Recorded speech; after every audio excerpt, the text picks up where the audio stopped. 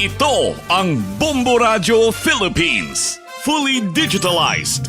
Numero 1 sa balita, komentaryo, drama at serbisyo publiko. Bombo Radio Philippines. Bombo Radio Philippines. Unmatched. Number 1 and most trusted source of news and information. Paradyo Bombo. Oras sa Bombo Radio Iloilo, Philippine Standard Time, 33 minutos na nakaligad sa takna sining alas 11. Welcome sa pagpangalagad sa Bombo Anay Sud to diri sa New FM Bombo Radio Iloilo, ang flagship station sa the number 1 and most trusted source of news and information ng Bombo Radio Philippines. Adlaw kita karon sa Martes, Hunyo 23, tuiga 2026. Ini mualaga ni mo ang kurman, Bombo Chama Blanco Hover sa mga dalaguan kag mga nagapaw na karon nga mga balita.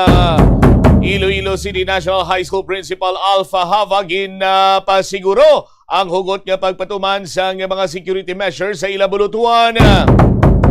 Ini sa gyapon nakasunod man sa pagsinapol sa Iloilo City Police Office kag sa Iloilo City Schools Division Office. May pagmando nagikan karon niya banwa sa bahin sa aton sining alkalde kay Mayor Aiza nga pasangkaron ang nasabitan sining mga security measures. At the same time, ining paghatag sa nagakigong pagtamod may kang tanan sa bullying sa sulod sa bulutuan. Samtang 5 ka mga police station sa Iloilo City may arasan nga bago nga mga officer in charge. Ini inline or konektado ini sa talakay man nato nagligad sining may nadlaw. May kantanan sa pagdugang sang apat siniiyag ka mga bag-o nga mga opisyal sa kapulisan diri ginassign sa bahin sa syudad sa Iloilo. Kay may apat man sini nga mga paidalom sa schooling. Sa dugang pa nga mga balita kag impormasyon, Philippine Coast Guard Iloilo mga deploy sa 200 ka mga personnel sa mga coastal areas para sa kapiestahan ni San Juan de Bautista. Buwas na sinibanwa ang kapiestahan, no? Sa aton sini nga mga kabombo, so may mga deployment diri ang aton sini ang Philippine Coast Guard. Diri sa palibot sa syudad sa Iloilo, madamo man diri sa coastal areas. Partikularmente dira sa bahin sa area sa Molo kag Arevalo. Sa iban pa nga mga talupang doon nga mga balita, kumusta na si Baguio Francisco sa dinay ni sa Subong? Magakuha kita sa update direktamente karon sa Pag-asa Iloilo.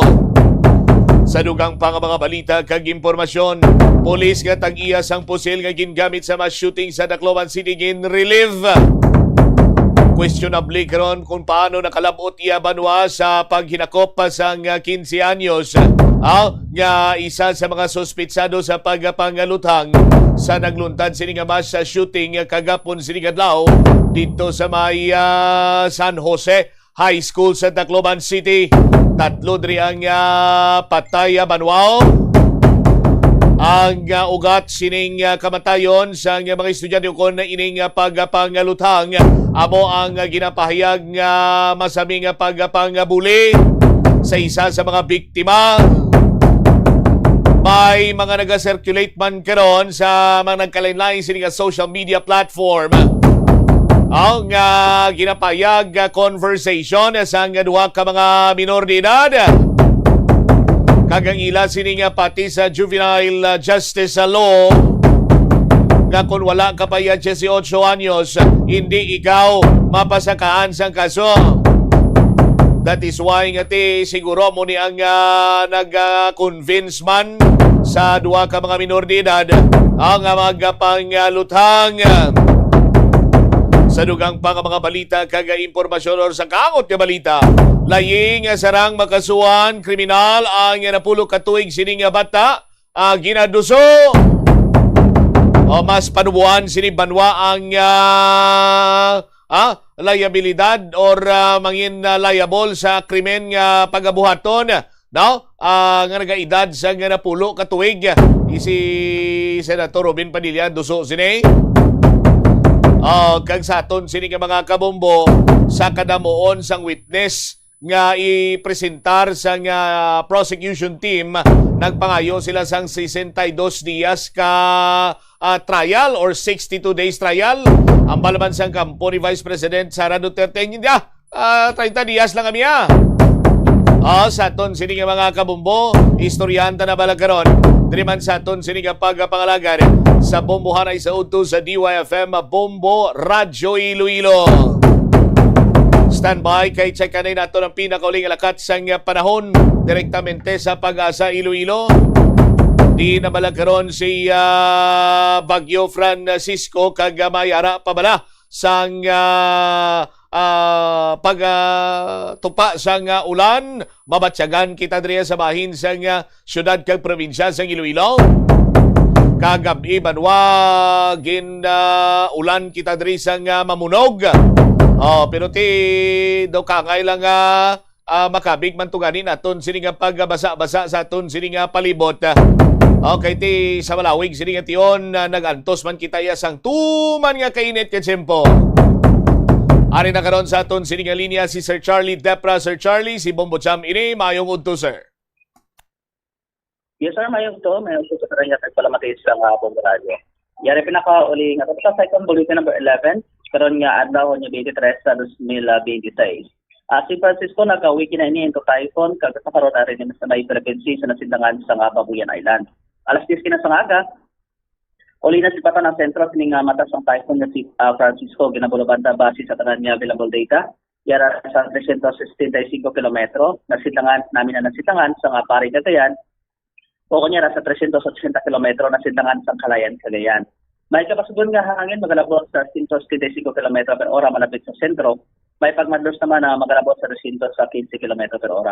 Magahulag pa sa nakatungdan sa 10 km per ora. Samtang sa naman ka tropical storm sa Western Philippine Area of Responsibility uli man ang siklatan nira sa 2,605 km na sitlangan nabagat na nasitlangan sa Luzon. May kapasugon man nga hangin na magalabot sa 65 km per ora malapit sa sentro. May pagmadlos na sa 80 km per ora. Magahulag man para katungdan sa 15 km per ora. Karon nga adlaw, diri sa aton sa may Western Visayas, partikular na ang siyudad ng Iloilo, para sa mga eksperyensya sa magalumon nga kalangitan, expect natin may mga scattered o kontraktulap ng mga kabulan, pagpangilan pa nag-uog dalas ng southwest monsoon. Makasarangan kung tumabas ng hangin, magaling na bagat na nakatungdan, magadalas ang makasarangan niya pagbalot, kung tumabas kung pagbalot sa karagatan. At sa atong temperatura, nasa 25 o 32 sa degrees centigrado. Adlaw, nagamot na kalas 5:29 kina sa aga. Pagkatunod, alas 6:15 karon sa hapon. Kaya man ang pinakauling nga dapat sa panahon, gikan diri sa Iloilo Pag-asa, Charlie Depra. Thank you so much, Sir Charlie. Welcome, sir. May pagsaluan. Deriwavit si Sir Charlie Depra sang Pag-asa Iloilo. So magalumo na aton sini nga tiyempo kag may pagtupa sang lapta-lapta sini nga pag-ulan. Bansay gyapon sa aton sini nga mga kabumbokon na may ara gani isang pag-ulan-ulan. No, hindi gid magsulay kay ang dulot sina balatian subong nga pagimpo sa aton sini magkasimanwa mo ning ambal sini nila bawal magkasakit. Okay man, bisan sino lang ang maigo karon sa pabalatian, panigurado nga mapiktuan gid. Kung nagatrabaho ikaw, ti siyempre mapiktuan ang imo siniyang trabaho o maminos ang imo sining productivity. Kung estudyante ka man, ti ma-miss out nimong inyo sining mga leksyon. So nagakadapat nga maghalong gid kita. Halungan tang aton sini kayong lawas kaya mo ning manggad naton sini banwaya nga away isang nga may makakawat mo. Kag ikaw man mismo siniya makaproteher, ikaw man mismo siniya ang posible nga makahalit. Gani diri kita ya sa proteksyon hindi kita ya sa halit banwa. That is why hindi sulay sa ulan. Kung maghambal ka dira karon magsabat-sabat ka dira sa akong karon nga timayo pa yung iban mo butsam, mag-ulan-ulan may naga-message sa iya nga hindi magsulay sa ulan basi magtrangkaso ka. Ako na lang mambal sa mong sa imo. Hindi magsulay sa ulan kay basi magpasakit ka. Kung why ka na sang ano sang kalo pagita na sang ilang pandong nimo hindi gid magsulay ha. Ako na nagambala ay basig ibandar bla karon la engineer man bakit mayo pa yang iba ni nga may naga-message sa ilang hindi magsulay sa ulan. Araw-araw. 42 minutos na nakaligad sa takna. Siningalas sa 11. Driman sa palatuntunan. Bombo anay sa udto sa DYFM. Bombo Radio. Iloilo. Big time rollback karon sa aton sining mga kauturan. Makayuhom kag ligwa nagawang paningkay-singkay kag panghulagon sa mga motorista. Bangod man sa sining rollback sa presyo sa produktong petrolyo. Pila gani engineer ang oil price rollback sa bahin karon niya sa diesel. Tiyan mo niyo, mayara sa iban 9 pesos kag 4 sentimos. Ang iban siniya 11 pesos kag 4 sentimos. No? Diesel ano na siya ang ano ganinang diesel? Crudo. Kerosene, may pagnubo man 9.82 or 11.82. Sa bahin sa gasoline, 3.90 or 3 pesos and 90 centimos or centimos. In English kung centimos. Centavos! Kag 5 pesos and 90 centavos. Basi mambalam ako centimos. Yum-yum kita kay di pati kita gatog humanta mo. Siyempre makayom ta. Kamo dira nga mga motorista, mga driver, no, ilabi pa karon niya sa aton sini makasimanwa sa bahin sa aton sini nga mga public transport. Pati siyempre dako gid nga kayuhan man ni sa ila sini nga bahin kag siyempre may posibilidad sini manwa nga maayo ang ila sini nga panglakaton bisan nagaulan-ulan karon ti siyempre hindi sila gawa matamaan gid kay barato ang presyo sang gatong sa aton sini karon niya nga mga kabumbo. Ang price adjustment sa aton sini makasimanwa mo sini plastada nyaw sa aton sini makuturan sa diesel ang common price 78.2, no? So kung may adjustment nga 9 pesos and 4 centavos sabi, may imo na lang siya 67 pesos and 16 centavos. Kung 11.4 naman ang iya sinigali iya nga presyohanay sa aton sini nga mga kabumbong gina bulubanta 67.16 to 69.16. Now, sa diesel, diesel plus medyo mahal-mahal ni siya, no? Sa aton sini nga mga kabumbo 81.3 common price. Kung magbuhin siya 9.4 or 11.4, madlagan lang siya sa 70.26 or 72.26. 70 pesos and 26 centavos or 70 pesos and 26 centavos. Sa kerosene naman, from 107.2, no, may mo na lang siya nga 95.38 or 97.38, no? Sa gasoline naman, sa aton sining mga kabumbo, no, ang pinakabarato nga gasoline sa aton sining mga kasimanwa mag 78.9 abe minus buhinan mo siya sang adjustment nga 3.90 or 5.90, madlaga na lang siya 73 or 75. No, kung special ka naman iya, tidira siya sa 73.9 or 75.9. Sa aton sini karon niya nga mga kasimanwa. Mayo ni karon nga resulta, no? Sa sining pagnubo sa presyo sang gatong, no? Pisar sining mayara sang hindi tumayo sining sitwasyon karon no kay agin sirada naman tong Strait of Hormuz sa aton sining mga kasimanwa. Si Energy Secretary Sharon Garin gani pagwa man diri sang abiso sa pumuluyo kag subong man sa mga fuel retailers nga hindi sila iya pagpanugutan, no? Nga magpatigayon sa disruption or any unauthorized price increase. Sa aton sini karon niya nga mga kasimanwa. So dapat tumanon gini nila ang nasambitan sining oil price or ining fuel price rollback sa aton sini karon nga mga kabombo. 47 minutos na nakaligad sa takna sining alas 11. Diriman sa palatuntunan na bombohan ay sa udto sa DYFM Bombo Radio Iloilo. Ang police officer karon nga kung sa diin iya armas ang ginaligar gingamit sa pagpatigayon sa Tacloban shooting. Now, ginrelieve na sa iya sining pwesto matapos karon nga tin magapangatubang ini sa criminal kag administrative case nga kung sa paslawan ini siya nga i-secure ang iya sining iyang issue the firearm sa aton sining mga kasimanwa. Ang police nga kung sa diin assign ini siya sa Eastern Visayas tiya gali ini sang isa sa mga suspitsado sa pagpangaluthang dito sa may San Jose National High School, Barangay 86, Tacloban City.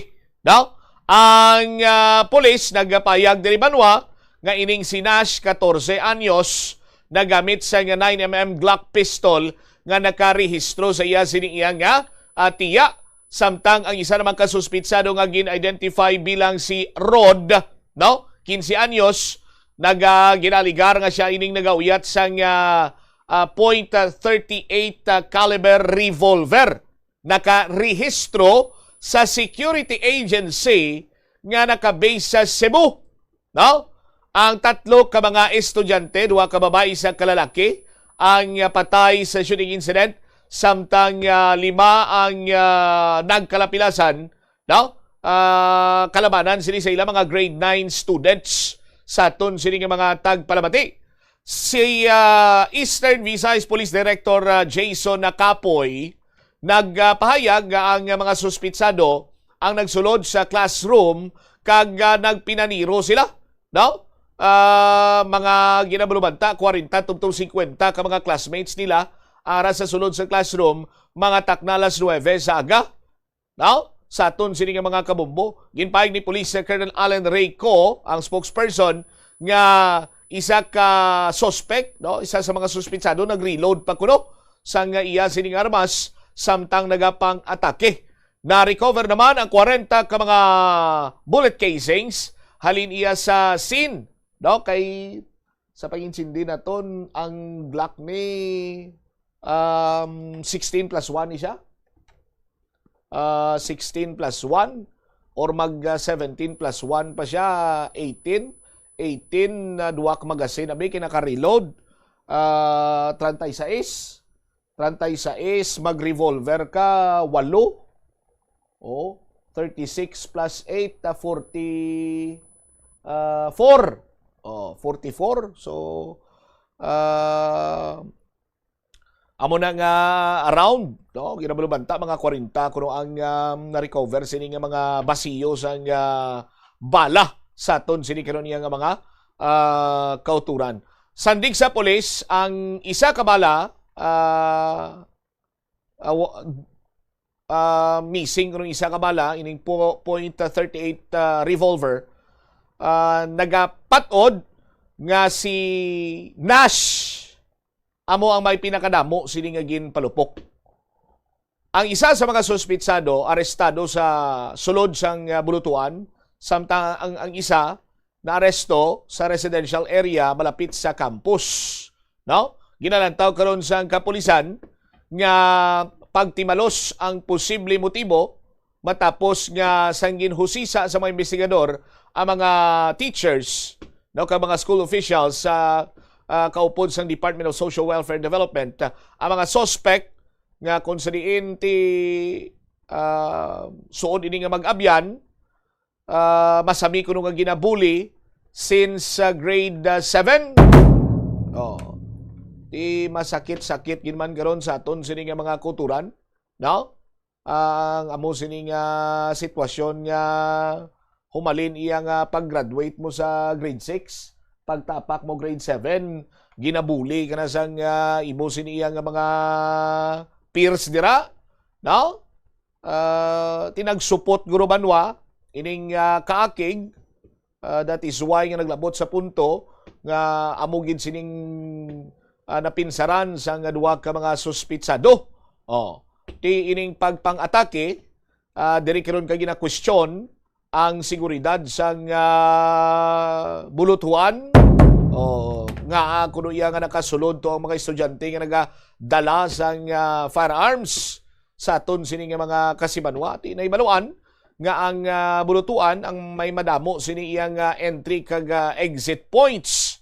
No, kag isa lang kabilog ang ila sini nga gwardiya nga naga-duty sa aton sini karon nga mga kabumbo. Si Colonel Noelito Hitigan, Tacloban Police Chief, nagpayag nga ang police station mag-install sang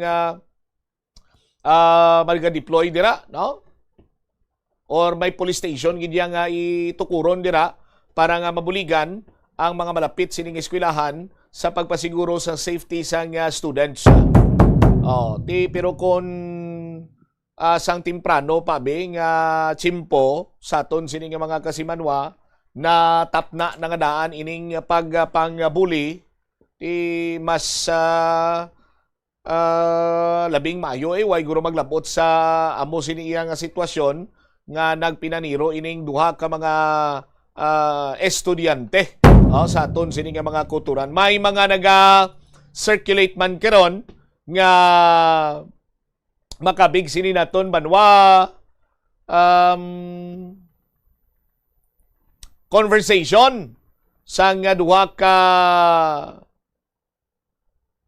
suspitsado, no? Pero ginapa-countercheck naton ini kung bala ilagin man ini, lehitimo gid man ini, no? Sa aton sini nga mga kabumbo, but ang conversation daw kasubong sini nga nagpahayag si Nash nga na bro juvenile tat high face myself tapos school teaching other programs iba itlo din haat bro. Yes bro, pero makakapatay man kita. Ha ha ha. Nagreply ha ha ha. My case murder tas may pusil kita illegal possession of firearms. Takay makasuhan kita murder ngan illegal possession of firearms. Ti reply sang posible si Rodney ang kaistorya ni Nash nga no bro, we stole it. Minors can't be charged. Sabat sa isa, yes bro, that's illegal possession because we don't have LTAP license. Yeah, we can't be charged, but it says it'll be handled different.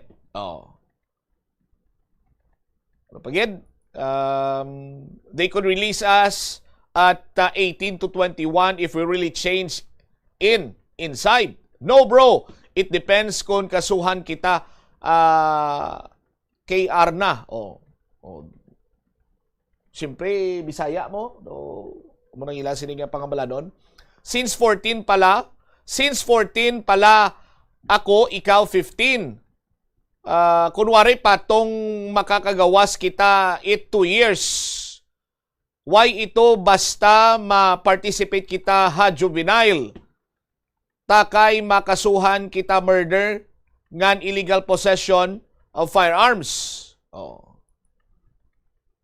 Sa aton sini nga mga kabombo, so mo ni ang ginapayag nga conversation sa nga duha sini ka mga suspitsado. Ti lain ang ila sini iya nga pag-insindi. No? Nga kung makapatay sila kuno, although nga ti ini sila mapriso, but i-release ini sila kung makaedad na sila 18 kag 21. No? Sa aton sini nga mga kabumbo, ti may pila diri ka mga manginalamon nga nagapayag nga ang ila sini iyang paglantaw kag paghangop sa juvenile justice law sala sa aton sini nga mga kabumbo, no? Ti damo man sa nagamba nga dapat idiga kag mayara sang full explanation regarding sa sining laye sa aton sining nga mga kauturan. Ti kung involve ang isa iya ka minor sa mga krimen, maburubudlay gid man ini sila nga filean na bisang complaint or bisan sa amo ganini nga sitwasyon, hindi pa ini arrest no? Kay sandig sa mga nahibaluan sini naton banwa, rescue ang tawag sila diri, but kay kumo nga mga armado ini sila, tingin secure ini sila sa nga mga pumuluyo di raw.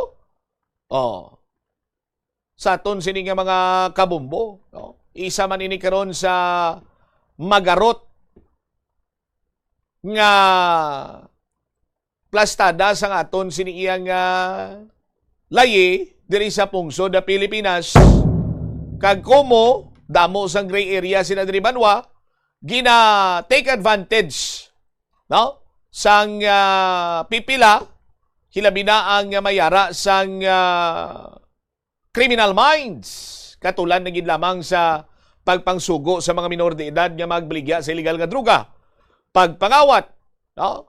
Kita mo ang balga nila siya, hindi tayo mapataya, ay juvenile pa lang kita, ma-participate lang kita ya sa juvenile program sinidra, makagwa man kita mag-edad kita ya 18, 21, no? Tisala ina sa aton sinikaron niya magkasimanwa. Anyway, istoryanta dugang ang mga balita kag impormasyon detalye man sa mga nagapaunang mga balita lokal.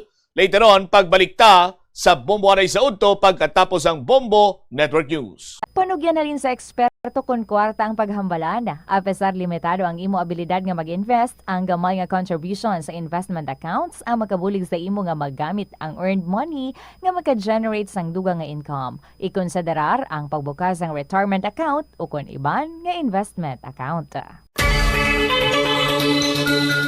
Kabombo, nagpatakod ka man bala sa energy saving device sa imo balay o opisina? Maghalong ka ha?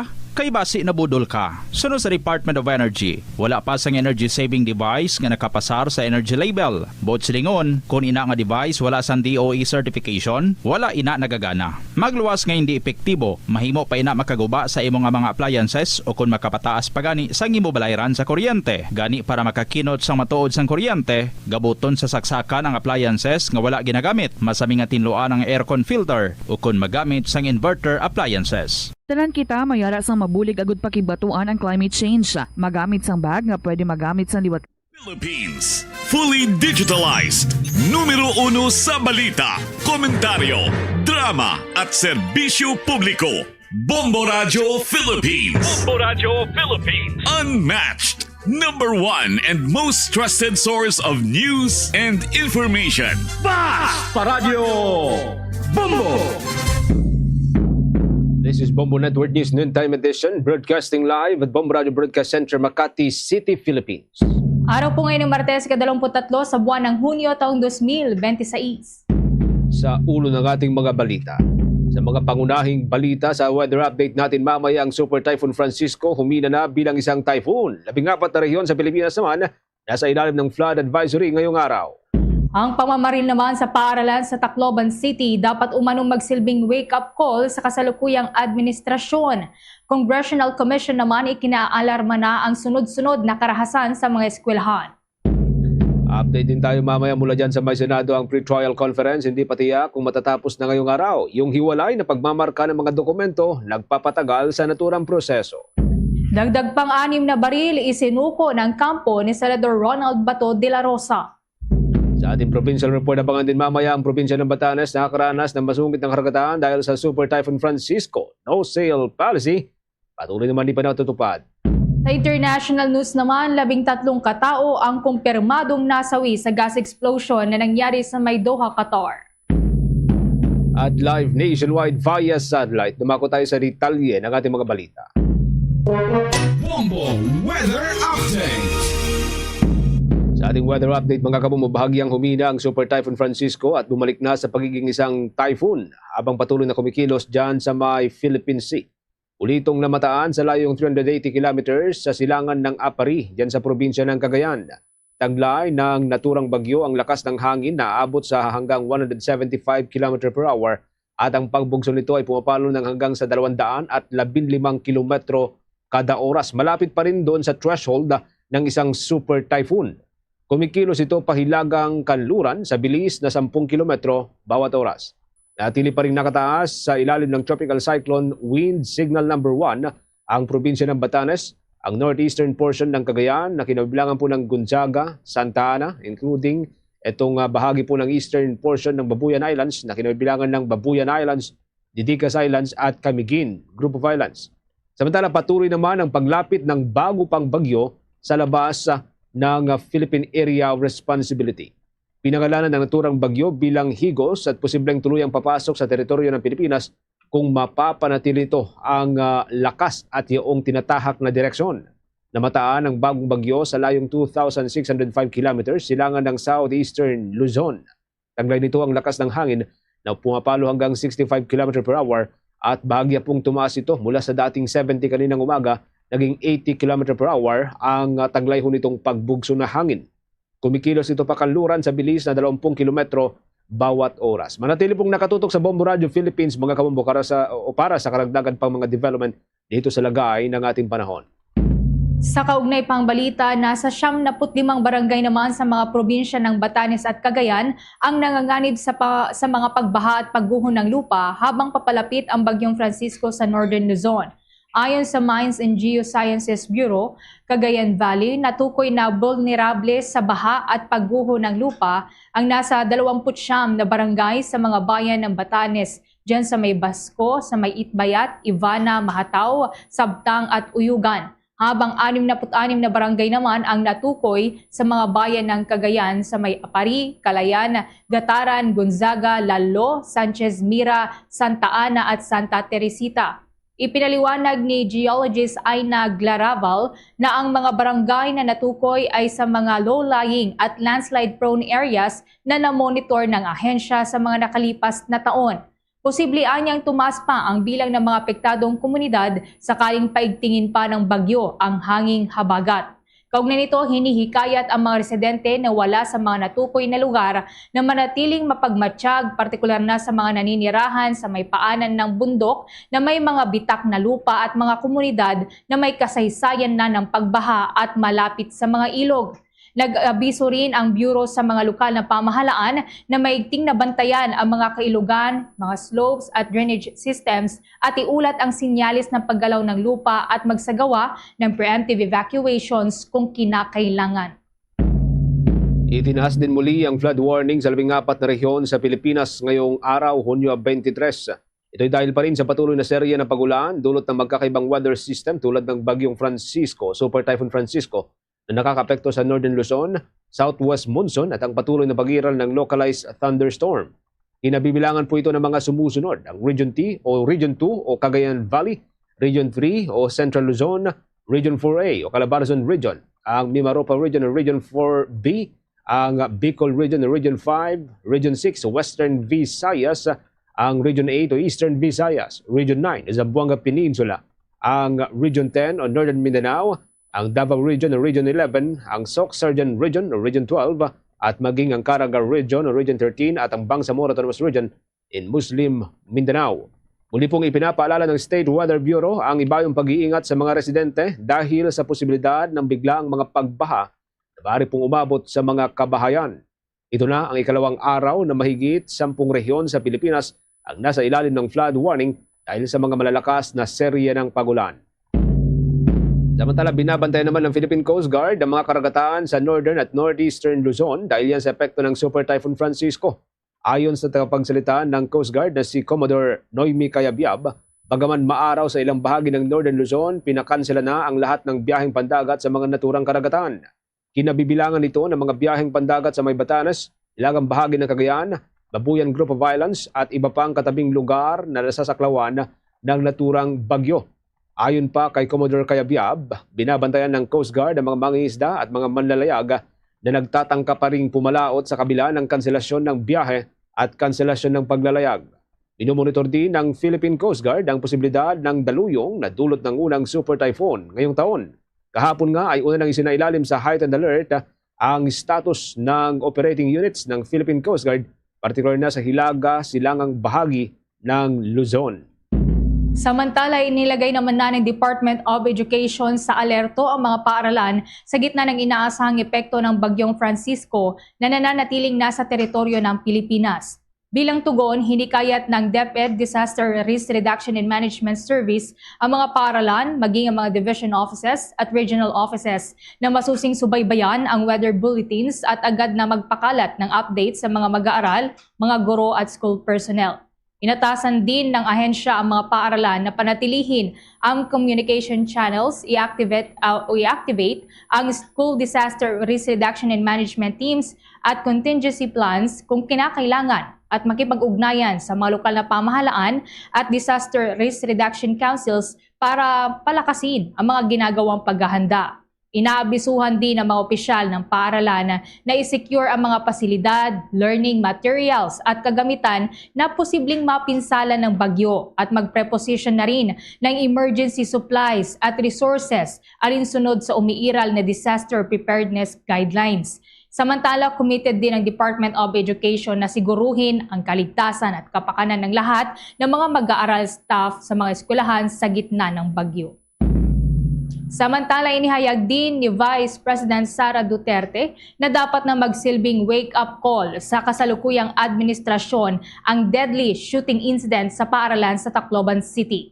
Sa isang pahayag ngayong araw ng Martes, iginiit ng Vice Presidente na ipinapakita ng trahedya ang seryosong puwang sa kakayahan ng gobyerno na protektahan ng mga kabataan. Ayon sa pangalawang Pangulo, walang magulang ang nais na maging biktima ng karahasan ang kanilang anak. Hindi rin anya ito ang unang pagkakataon na may mga mag-aaral na nasaktan sa loob o sa labas ng paaralan o sa kasagsagan ng mga aktibidad sa eskwelahan. Ipinunto ng Vice Presidente ang kamakailang pagkasawirin ng dalawang Ateneo student athletes na sina Rene Baterbonia at Divine Adili matapos na malunod sa may Dipakulaw, Aurora.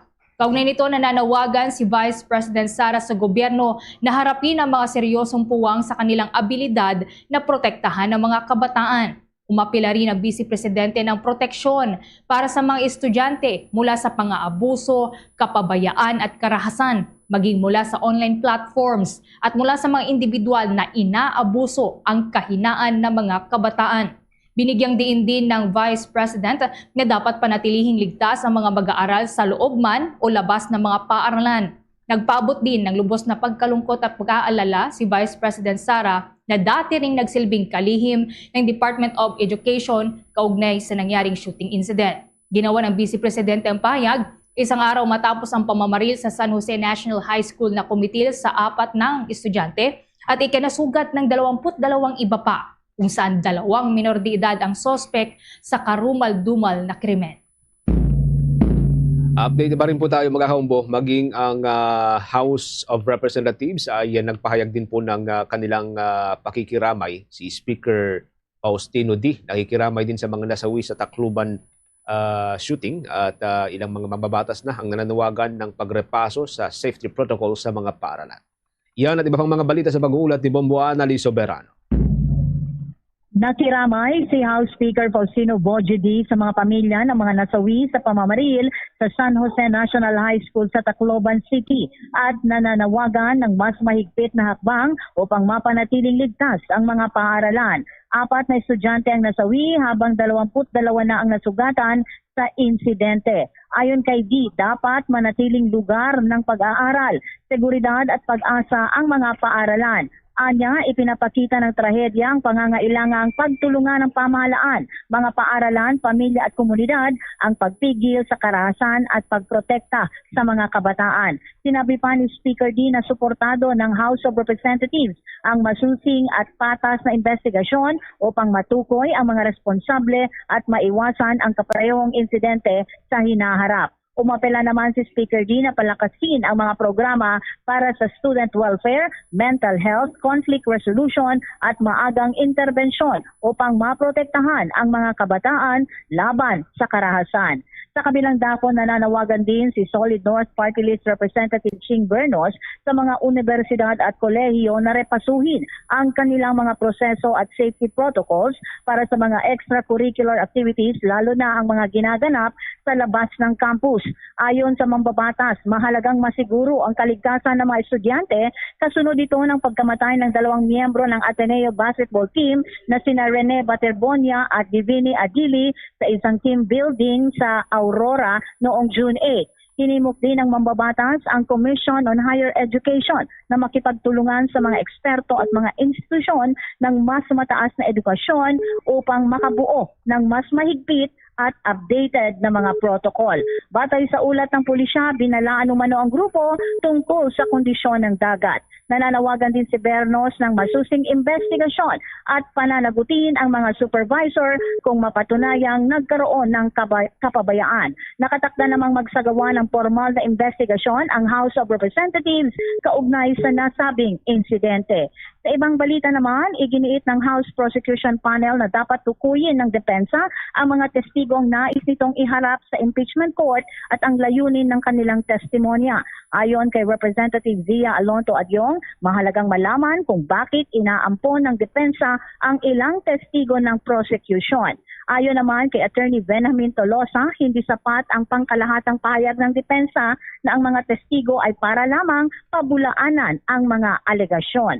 Dagdag pa ni Tolosa, makakatulong ito upang matukoy kung mahalaga at hindi pa ulit-ulit ang mga testimonya ng mga ihaharap na testigo. Pakinggan natin si Representative Zia Alonto Adyong.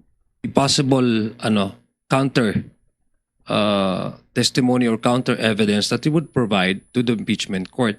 Mahirap na kasi pag general denial lang at saka general lang yung pagdi-disapprove kung ano yung magiging purpose ng mga witnesses dyan, di ba? So we want to know exactly kung bakit ba't nila ina-adapt yung ating mga witnesses. If they will be treated as hostile witnesses by the defense, we also would like to know what are the purpose by which these are adopted as a common witness. For example, if I may use the common term, no? Kasi unang-una, we want the purpose of the pre-trial conference is to simplify the discussion. Diba? So in order to simplify the discussion, mas magandang pinpointed, targeted yung mga issues na pag-uusapan. Kasi yun naman din ang pin-provide ng House Prosecution Team. Sa pagkakalam natin for the past several months,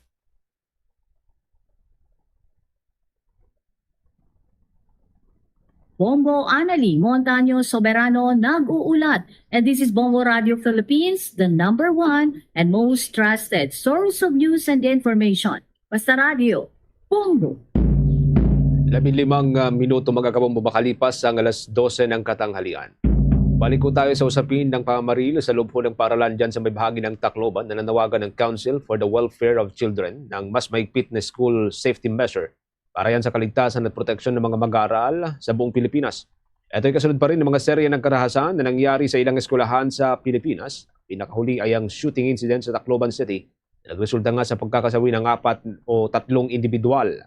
Ikinaalarma ng naturang konseho ang mga nangyaring insidente at umapela sa Philippine government na higpitan ang monitoring sa mga eskwelahan upang mapigilang mangyari pa ito sa hinaharap. Gihit ng konseho, dapat manatiling ligtas na lugar ang mga paaralan o mga eskwelahan kung saan malayang natututo ang mga bata nang walang takot sa karahasan o pangamba sa kanilang seguridad. Nagpaabot din ng pakikiramay ang naturang konseho sa pamilya ng mga nasawing estudyante sa naganap na pamaril sa Tacloban City at nananawagan ng sapat na psychosocial support at mental health assistance para yan sa mga apektadong mag-aral, kanilang mga pamilya, mga guro at mga school personnel. Ayon sa konseho, natili ang pangailangang palakasin ng school-based child protection mechanism, mga mental health program at mga violence prevention initiative at maging ang early intervention system. Hindi rin dapat kalimutan, ayon sa konseho, ang pagrespeto at pagkilala sa karapatan at mga interes ng mga batang suspect na parehong mga children in conflict with the law. Giit ng konseho, hindi dapat sila tratuhin bilang mga kriminal kundi bilang mga batang nangangailangan ng intervention at nangangailangan ng protection. Kaugnay din po niyan, ikinalarma din ng Second Congressional Commission on Education ng mga serye ng karahasan sa mga eskwelahan na nagresulta nga sa pagkamatay at pagkatroma ng maraming mga kabataan. Ayon sa komisyon, ang mga karahasan ay nangyari lamang sa loob ng iisang linggo at hindi na ito katanggap-tanggap na mangyayari pa.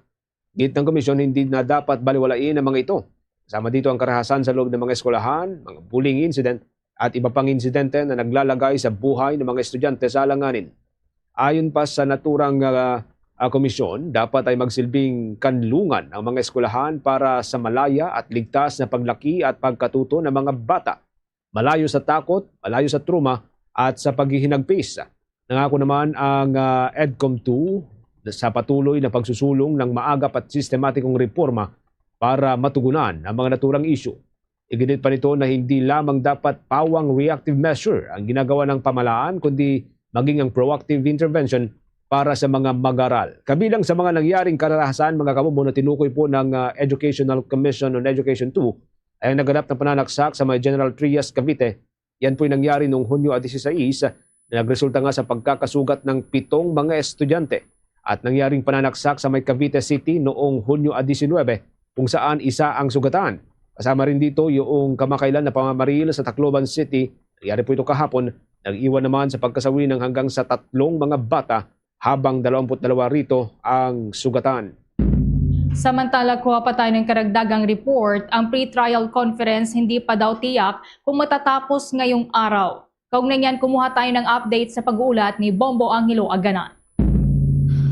Bombo Genesis, Bombo Ever, maaaring hindi pa rin umano matapos ngayong araw ang ikatlong pre-trial conference sa impeachment ni Vice President Sara Duterte dahil sa dami ng dokumento mula sa magkabilang panig ng House Prosecution Panel at Defense Team na kailangang suriin at markahan. Ayon kay House Prosecution Lead Representative Jervel Ruistro, bagamat nais na nilang matapos ang pre-trial ngayong araw, malabo umano ito dahil sa libu-libong dokumento na parehong sinusuri ng parehong kampo bago mamarkahan.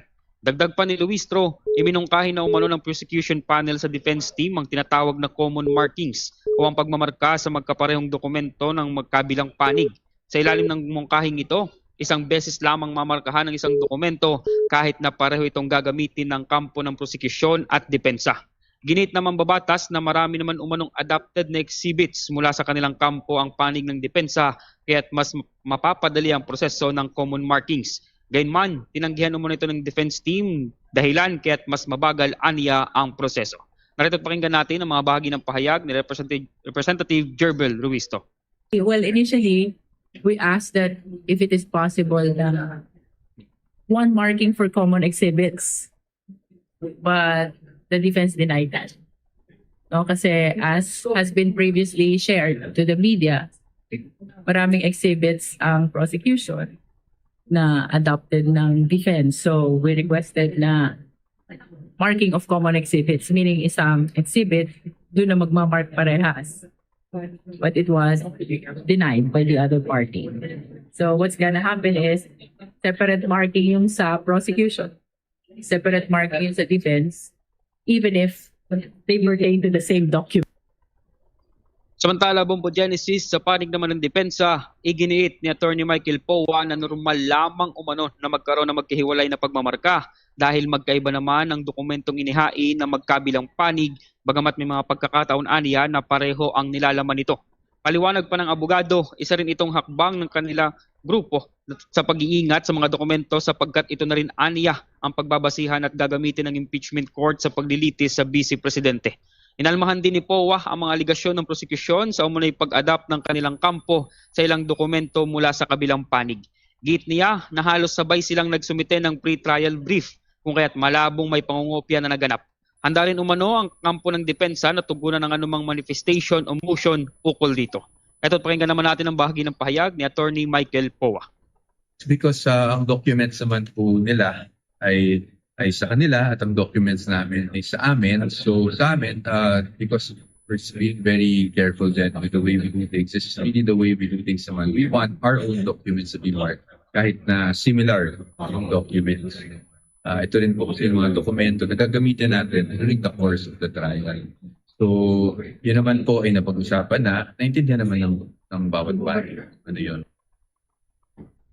Genesis, Bombo Ever, parehong iginate ng dalawang panig na nagiging maayos ang takbo ng proseso ng pre-trial at itinangging nagiging mabagal ang proseso dahil sa pagkakaroon ng tensyon sa pagitan ng dalawang kampo. Pareho ring binigyan din ng prosecution at depensa na nais man nilang matapos ang pre-trial ngunit maaari umano itong abutin ng Huwebes dahil sa dami ng dokumentong ipinoproseso. Bombo Jello. Yes, Bombo Genesis. Kahapon ang target is posibleng matapos ngayong araw. That was kahapon, ano? And then ngayon, posibleng hindi pa matapos ngayong araw.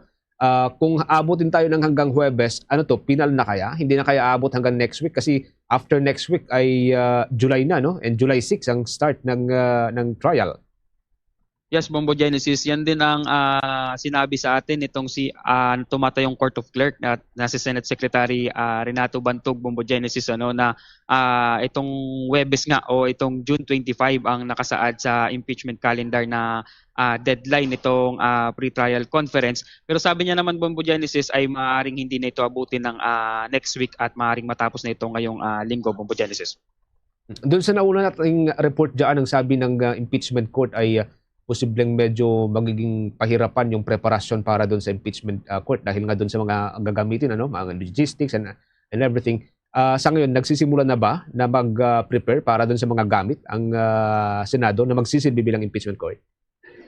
Yes, Bombo Genesis, yan na rin ang tiniyak sa atin ni Senate President Sherwin Gatchalian na inuna nga nila itong pagtatrabaho sa logistics at security dito sa Senate at ngayon ay nakafocus sila sa pre-trial na matapos ito, Bombo Genesis, upang maupuan na nila at malatag na ngayon ang kanilang mga susunod na hakbang dito sa gagawing impeachment trial, Bombo Genesis. Pero so far, wala pang mga senador naman na pumupunta para makibahagi dyan sa may pre-trial. Si Secretary Bantog lamang so far ang nandyan, umasikaso sa kanila. Tama yan, Bombo Genesis. Wala pang senador dito na nakikibahagi o nagpa-participate dito sa pre-trial na sinasagawa. Although nilinaw naman ito ni Secretary Bantog, Bombo Genesis, na option naman yan ng mga senador kung pupunta sila o hindi. Bombo Genesis. Lig sa kanilang rules. Sige, maraming salamat. Ingat ka dyan, Bombo Jello. At yan ang mga latest updates mula dito sa Senado. Ako si Bombo Anghiloganan. And this is Bombo Radio Philippines, the #1 and most trusted source of news and information. Basta Radio, Bombo! Sa pagtatapos ng linggong ito, nakatakda ring isagawa itong tinatawag na White Ribbon March. At yan po'y gaganapin muli dyan sa kahabaan po ng EDSA. Mga kabombo, ang korupsyon at political dynasties, sentro ho ng White Ribbon March sa EDSA. At patuloy po yung pagigiit ng simbahan na huwag daw kalimutan ang isyu ng pagnanakaw sa kaban ng bayan sa gitna pa rin yan ng political noise. May live report si Bombo Isa Cotonel. Bombo Genesis, Bombo Ever, magkakasa ng White Ribbon March ang iba't ibang religious groups at civil society organization sa Hunyo 28 sa EDSA People Power Monument sa Quezon City bilang panawagan laban sa korupsyon at political dynasties sa bansa. Sa panayam ng Bombo Radio Philippines kay Kidapawan Bishop Jose Colin Bagaforo, Chairman ng Catholic Bishops Conference of the Philippines Commission on Interreligious Dialogue, sinabi nitong dapat nang seryosohin ang matinding problema ng bansa sa korupsyon. Anya, mula sa pinakamataas hanggang sa pinakamababang opisyal ng gobyerno, ang mga mapatunayang sangkot sa katiwalian ay dapat litisin at ikulong. Panawagan din nila ang agarang pagsasabatas ng anti-political dynasty law at reforma sa election system kasunod ng mga isyu na lumutang sa halal na opisyal matapos ang 2022 presidential elections. Layunin ng kilos protesta na ipaalala sa pamahalaan na karapat-dapat ang mga Pilipino sa mas maayos na kinabukasan sa pamamagitan ng mabuting pamamahala at politikang tunay na nagsisilbi sa mamamayan. Kaugnay niyan, pakinggan natin ang tinig ni Kidapawan Bishop Jose Colin Bagaforo sa panayam ng Bombo Radio Philippines. Tatlo ang ating advokasya, ang ating panawagan. Unang-una ay seryosuhin at ang problema natin sa korupsyon. Ibig sabihin ay mula itaas hanggang baba ay litisin na, ikulong na yung mga kurakot. At pangalawa ay yung ating anti-political dynasty na isinusulong na dapat ay isabatas na. At pangatlo ay yung electoral reforms, yung sistema ng pagboto natin, pagkaroon natin ng eleksyon na naging controversial noong last presidential election. Ayon pa kay Bagaforo, isasagawa rin ang marcha kaugnay ng nalalapit na impeachment trial ni Vice President Sara Duterte at upang may parating kay Pangulong Ferdinand Marcos Jr. ang sentimento ng publiko bago ang kanyang nakatakdang State of the Nation address sa Hulyo. Iginiit ni Bagaforo na mahalagang maipaalala sa publiko ang usapin ng korupsyon. Nababahalaan niya sila na dahil sa kasalukuyang political dynamics, kaguluhan sa Senado, tensyon sa West Philippine Sea at mga usaping may kaugnayan sa eleksyon, natatabunan ang tunay na suliranin ng bansa, ang korupsyon at pandarambong sa kaban ng bayan. Anya, hindi dapat makalimutan at dapat ipagpatuloy ang paglilitis sa mga sangkot sa pagnanakaw sa pondo ng bayan. Muli ang tinig ni Kidapawan Bishop Jose Colin Bagaforo sa panayam ng Bombo Radio Philippines. Ayan ang dahilan kung bakit tayo makakaroon ng kilos protesta ngayon, sapagkat ayaw natin na makalimutan yung issue ng corruption.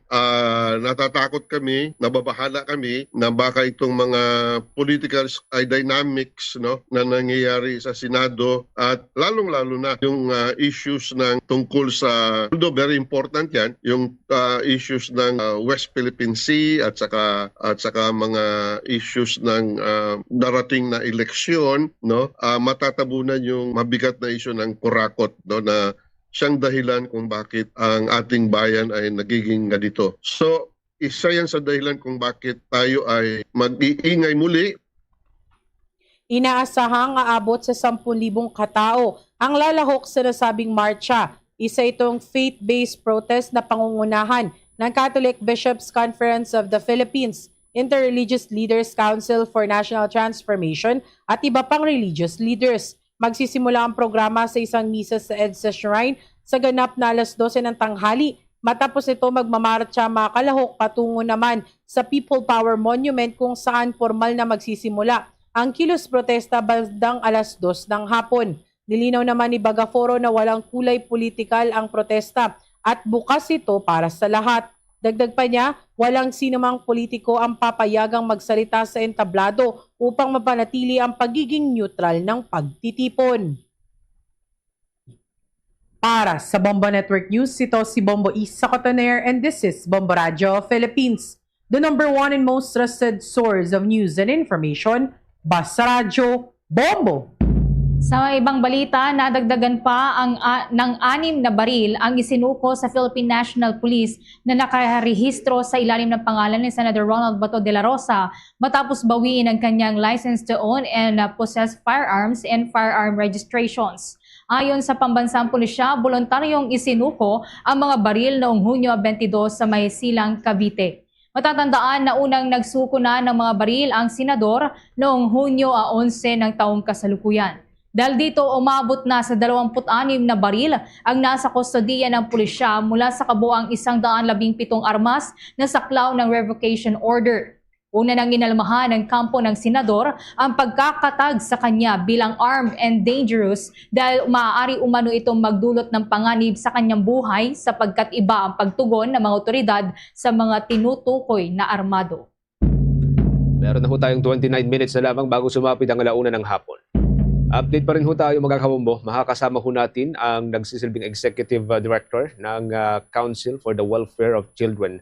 At ito ho'y kaugnay pa rin dun sa nangyaring pamamaril kahapon dyan sa may bahagi po ng Tacloban City kung saan ay nakakalungkot nga na maibalita ho dahil hanggang 3 bata o 3 mga kabataan na yung nasawi ho rito. Kasama ho natin mga kabombo si Undersecretary Angelo Tapales. Siya po ang nagsisilbing Executive Director ng naturang konseho. Magandang araw po sa inyo, Yusek, at welcome sa Bombo Radio Philippines, sa Bombo Network News. Mamaya, balikan po natin ang linya ni Yusek Tapales, mga kabombo. Kaugnay pa rin po ito doon ho sa nangyaring ang pamamaril kahapon. Tulad ng ating nababanggit kanina, may balita po tayo na hanggang 3 individual na po ang nasawi at 22 individual yung patuloy pong nilalapatan ng gamot. Yung iba nakauwi na pero yung iba natili po sa mga paggamutan. Magandang araw ho sa inyo, Undersecretary Angelo Tapales, sir. Welcome sa Bombo Radio Philippines, sa Bombo Network News, si Bombo Genesis at Bombo Ever po ito. Yusek. Okay, maraming salamat po sa pag-invite sa Council for the Welfare of Children. Isang makabatang tanghali po sa ating lahat, sa mga kaibigan po sa Bombo Radio. Thank you for inviting the Council for the Welfare of Children po. Thank you so much for joining us, Yusek. O din ng live sa atin pong 32 stations nationwide. Okay, ano pong stand ng Council for the Welfare of Children dito ho sa nangyari kahapon na pamaril dyan sa Tacloban City, Yusek? Opo, unang-una po, Bombo Genesis, kami po ay nakikiramay dun sa pamilya po nung 3 na namatay at nakikidalamhati din kami at nakikidamay dun sa mga pamilya naman nung napakarami pong nasugatan. Kami po ay nalulungkot na may mga bata pong namatay at nasaktan at ang isa pang nakakalungkot dito, lumalabas po sa mga balita na nababasa po namin ngayon na yung dalawang supposed yung gunmen po natin ay mga children din po pala. So yan po ay kinalulungkot ng Council for the Welfare of Children, but of course we call on of course government na andyan po ang Pangulo po natin ay nag-order na ng investigation. The DSWD and DepEd are also there.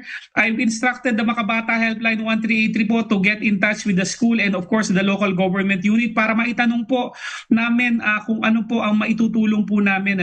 Pero yun nga po, kami po ay nababahala at napapadalas po kasi Bombo Genesis yung ganito. Yung pamamaril po kahapon ay nasundan po ng 2 pananaksak naman ng mga 1-2 linggo po ang nakaraan naman po sa iba naman pong lugar. Maging ang Congressional Commission ay nagpahayag din po ng kanilang pagkabahala dito po sa sitwasyon, Yusek. So sa ngayon, may koordinasyon po ang konseho sa halimbawa Department of Education and even sa mother unit ho natin, ang Department of Social Welfare and Development, even local government para ho kahit pa paano mabigyan po ng tamang pag-aruga. Hindi lamang po yung mga biktima, mga estudyante, kundi maging yung 2 din pong suspeko dito, Yusek. Tama po Kuya Genesis, kami po bilang attached agency ng DSWD ay nakasunod sa direksyon ng aming buting Secretary Rex Gatchalian. As early as lumabas itong pangyayaring to, nag-release na po ng pakikiramay ang DSWD at ganun din po ang Council for the Welfare of Children. Nag-provide na rin kami ng statement. Kami po ay makikipag-ugnayan para po makababa din kami dyan sa area na yan. Ang Department of Education din po ay isang matibay na partner ng Makabata Helpline 1383 po, ang aming hotline na pangbata. So kami po ay nakikipagtulungan din po sa kanila. Ang ayaw nga po namin sana Kuya Genesis yung mangyari yung mga ganito dahil bata rin yung involved. Pero yun nga, ang gusto namin iparating din dito na nagkakaroon po kasi ngayon ng mga usapin at mga marami pong nagagalit doon sa pangyayari. Pero ang gusto lang naming iparating siguro is kumalma rin tayo at wag namang sisihin lahat ng bata na nakakagawa at one point ng krimen. Kasi batay din po sa pag-aaral ng Juvenile Justice Welfare Council, hindi naman talaga yung mga below 15 na exempt dun sa batas natin sa criminal prosecution, ang majority po ng talagang nakakakomit na mga krimen. Batay po sa datos ng Juvenile Justice Welfare Council, majority po ng children in conflict with the law po natin ay yung mga 16 pataas po na mga bata. At hindi po yung mga below 15 na ini-exempt po ng ating batas sa criminal prosecution. So yan po ang gusto namin iparating, na while of course we want the strict implementation of the Juvenile Justice Welfare Act, hindi naman po siguro dapat madaliin or biglang magdesisyon na lang na ibaba yung tinatawag na minimum age of criminal responsibility po.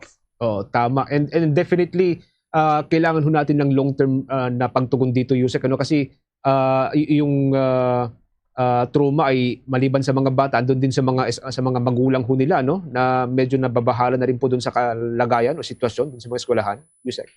Opo, tama Kuya Genesis. Yung problema po kasi ng paggawa ng krimen ng mga bata, hindi po dahil masasama ang bata. Hindi po ako naniniwala na pinapanganak ang bata na masama. Actually, sa pag-aaral po ng Juvenile Justice Welfare Council, may 2022 na pag-aaral sila. Sinasabi po dito na yung causes po ng paggawa ng krimen ng bata ay number 1, kahirapan, pagpapabaya ng magulang, pag-drop out sa eskwelahan, saka yung lack of family support po.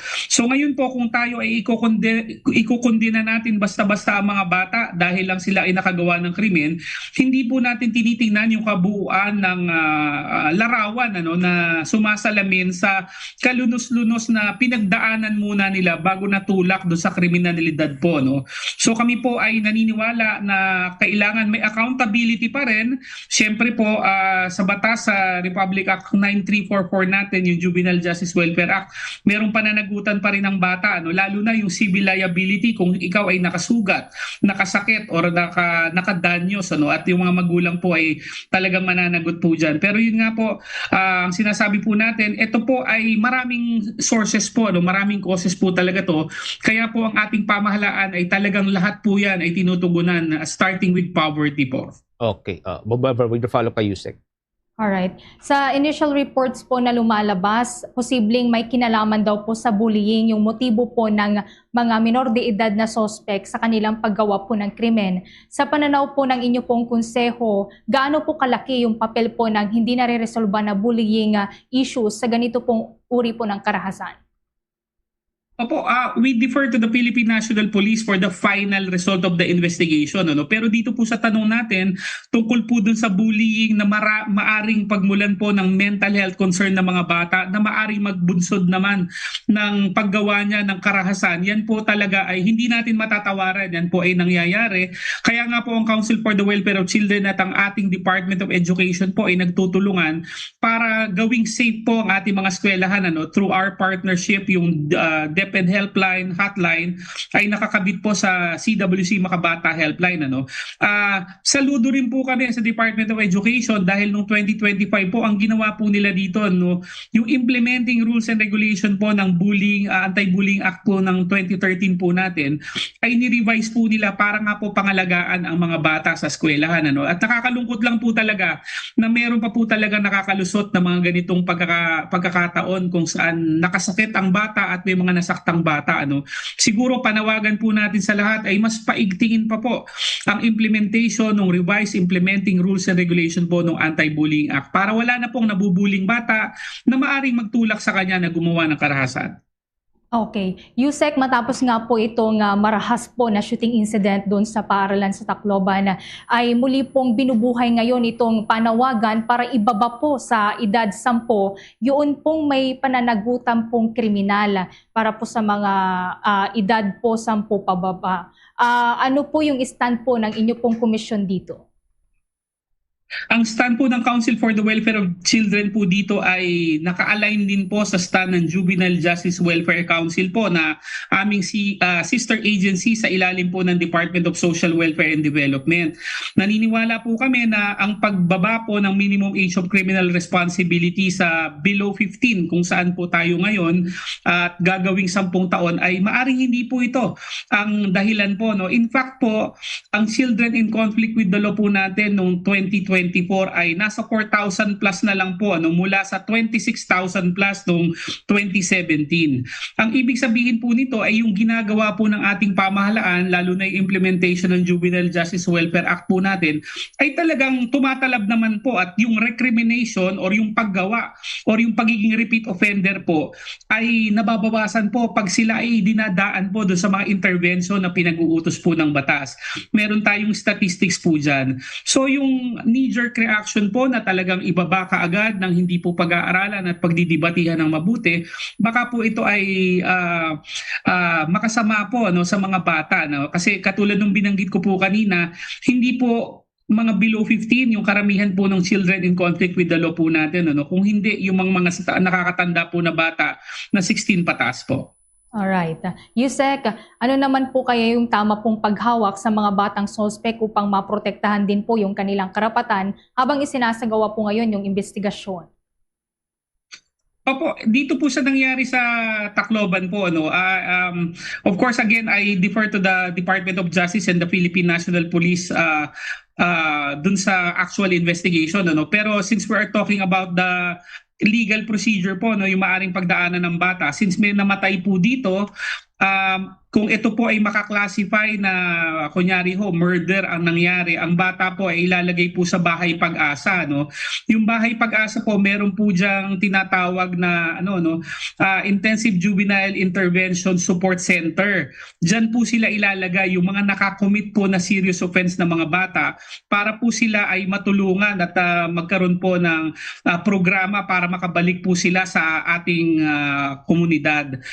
Yan po ay binabantayan natin, hindi po natin alam kung ano pa ang mangyayari ngayon. Siguro po babalikan po natin kung ano po ang gagawin ng Philippine National Police po dyan. Right? Lastly na lang po siguro Yusek, na sinasabi niyo po kanina, maliit na porsyento lamang yung mga edad kumbaga 15 pababa na nakakagawa po ng mga ganitong klase po ng krimen. If you have the data, can you share with us po Yusek kung ilan po sa mga Opo, ma'am, edad medyo po? naging choppy lang po. Can you repeat the question po? Medyo naging choppy lang. Alright. Yusek, doon po sa porsyento ng sinasabi po ninyong mga kabataan na edad 15 pababa na nakakagawa po ng ganitong krimen. If you have the data po, can you share with us po kung ilan po ba yung mga kumbaga figures na meron po kayo sa mga kabataan po na nai-involve sa mga ganito pong krimen? Opo, kunyari po for 2024 po, may data po tayo ng 2024. Out of the 4,383 na children in conflict with the law natin, ang majority niyan, 3,049 ay mga 16 above. At 1,334 lang ang mga bata talaga. So ito po ma'am, sumasalamin doon sa sinasabi ko kanina na mas marami pa rin po talaga na mas matatandang bata yung nakakakommit ng mga serious offenses na pinag-uusapan ho natin. Kaya ang sinasabi lang natin dito, huwag tayong knee-jerk reaction na i-condemn tong mga batang-bata talaga na mga below 15 na to dahil more often than not, yung mga mas matatanda po ang mga gumagawa ng krimen sa children in conflict with the law po natin. Alright, Bombo Jen. Okay. Yusek, again, thank you so much for joining us. Para ho sa mga kababayan po natin, mga kabataan, bukas ho yung ating Makabata 1383. Tama ho ba, Yusek? Opo, ang Makabata Helpline 1383 po ng Council for the Welfare of Children ay bukas 24/7.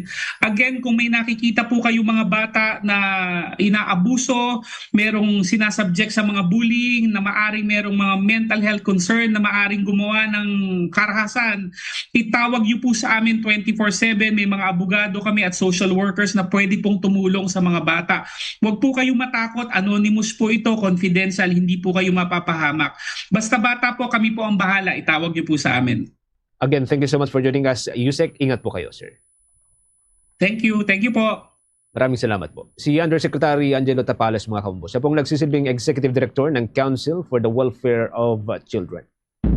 Samantala, dako pa po tayo sa ibang balita. Si Attorney Levito Baligod handang harapin ang kaso sakaling ireklamo ni na Senator Kiko Pangilinan at Sharon Cuneta ukol sa larawan kasama ang 18 dating bodyguards ni dating Congressman Zaldico. Kaugnay niyan may report si Bombo Grant Hilario.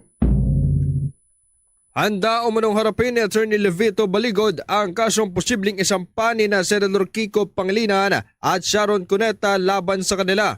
Ayon sa abogado ng 18 nagpakilalang mga dating sundalo o bodyguards ni former Ako Bicol Party List Representative Zaldico, nakahandaan niya siyang sumagot sakaling mapagdesisyonan ng mag-asawa na sila'y ireklamo. Kaugnay ang naturang payag matapos mapabilang sa mga ipinakita sa presentasyon ng grupo kamakailan ang larawan ni na Senador Kiko at Sharon kasama ang 18 dating sundalo. Bagamat nais na Attorney Baligod na ito'y ipagsawalang bala na lamang, git niya'y bukas o may pagkakataon naman ng mag-asawa na magsampa ng kaukulang kaso. Ito anyay upang malinis sa kanilang pangalan kung sa tingin nila'y siniraan sila ng grupo nang masama sa presentasyon ang larawan. Babayaan na natin yung issue na yun. Nanahimik na yung mag-asawa, no? Huwag na nating palakihin. Pero ito ang final say ko dyan. If Senator Kiko and Sharon Cuneta feel that we maligned them, then they are welcome to resort to whatever legal means to redress their grievances, to clear their names, no? At kung kakasuhan nila kami, handa rin naman kaming sagutin yung reklamo nila.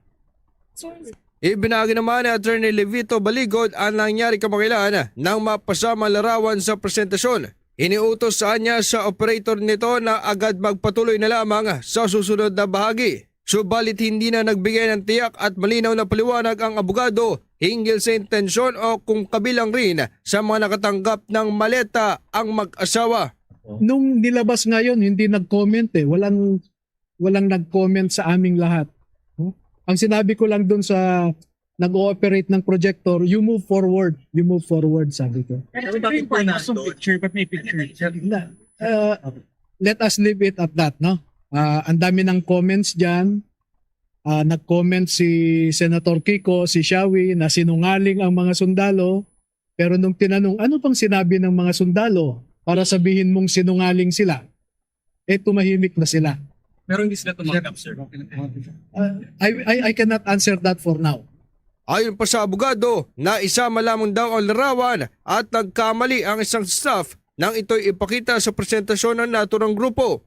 Don't put any malice siguro. Lumabas yung picture doon because maraming mga pictures ito, no? Malamang yung gumawa ng presentation na isang staff nila ay naisama yon, no? Staff ko means. Wag na akong mag-ascribe kung sino nang nagkamali doon. Hindi kami ang nag-prepare nun. Nag-submit lang kami ng mga picture.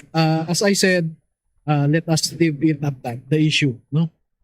Kung sa tingin ni Senator Kiko and si Miss Sharon, they were insulted or maligned by the presentation of their pictures, so be it, no? Mag-file sila ng kaso. Magugunitang naglabas ng saloobin si Sharon Cuneta kaugnay sa litrato kasabay sa pagtawag na sinungaling ang naturang grupo at maring pagkwestiyon sa issue ng maleta. Para sa Bombo Network News, ito si Bombo Grant Hilario and this is Bombo Radio Philippines, the #1 and most trusted source of news and information. Basta Radio Bombo! The world is set para sa isang makasaysayang yugto sa football. Mula sa host nations, United States, Canada at Mexico.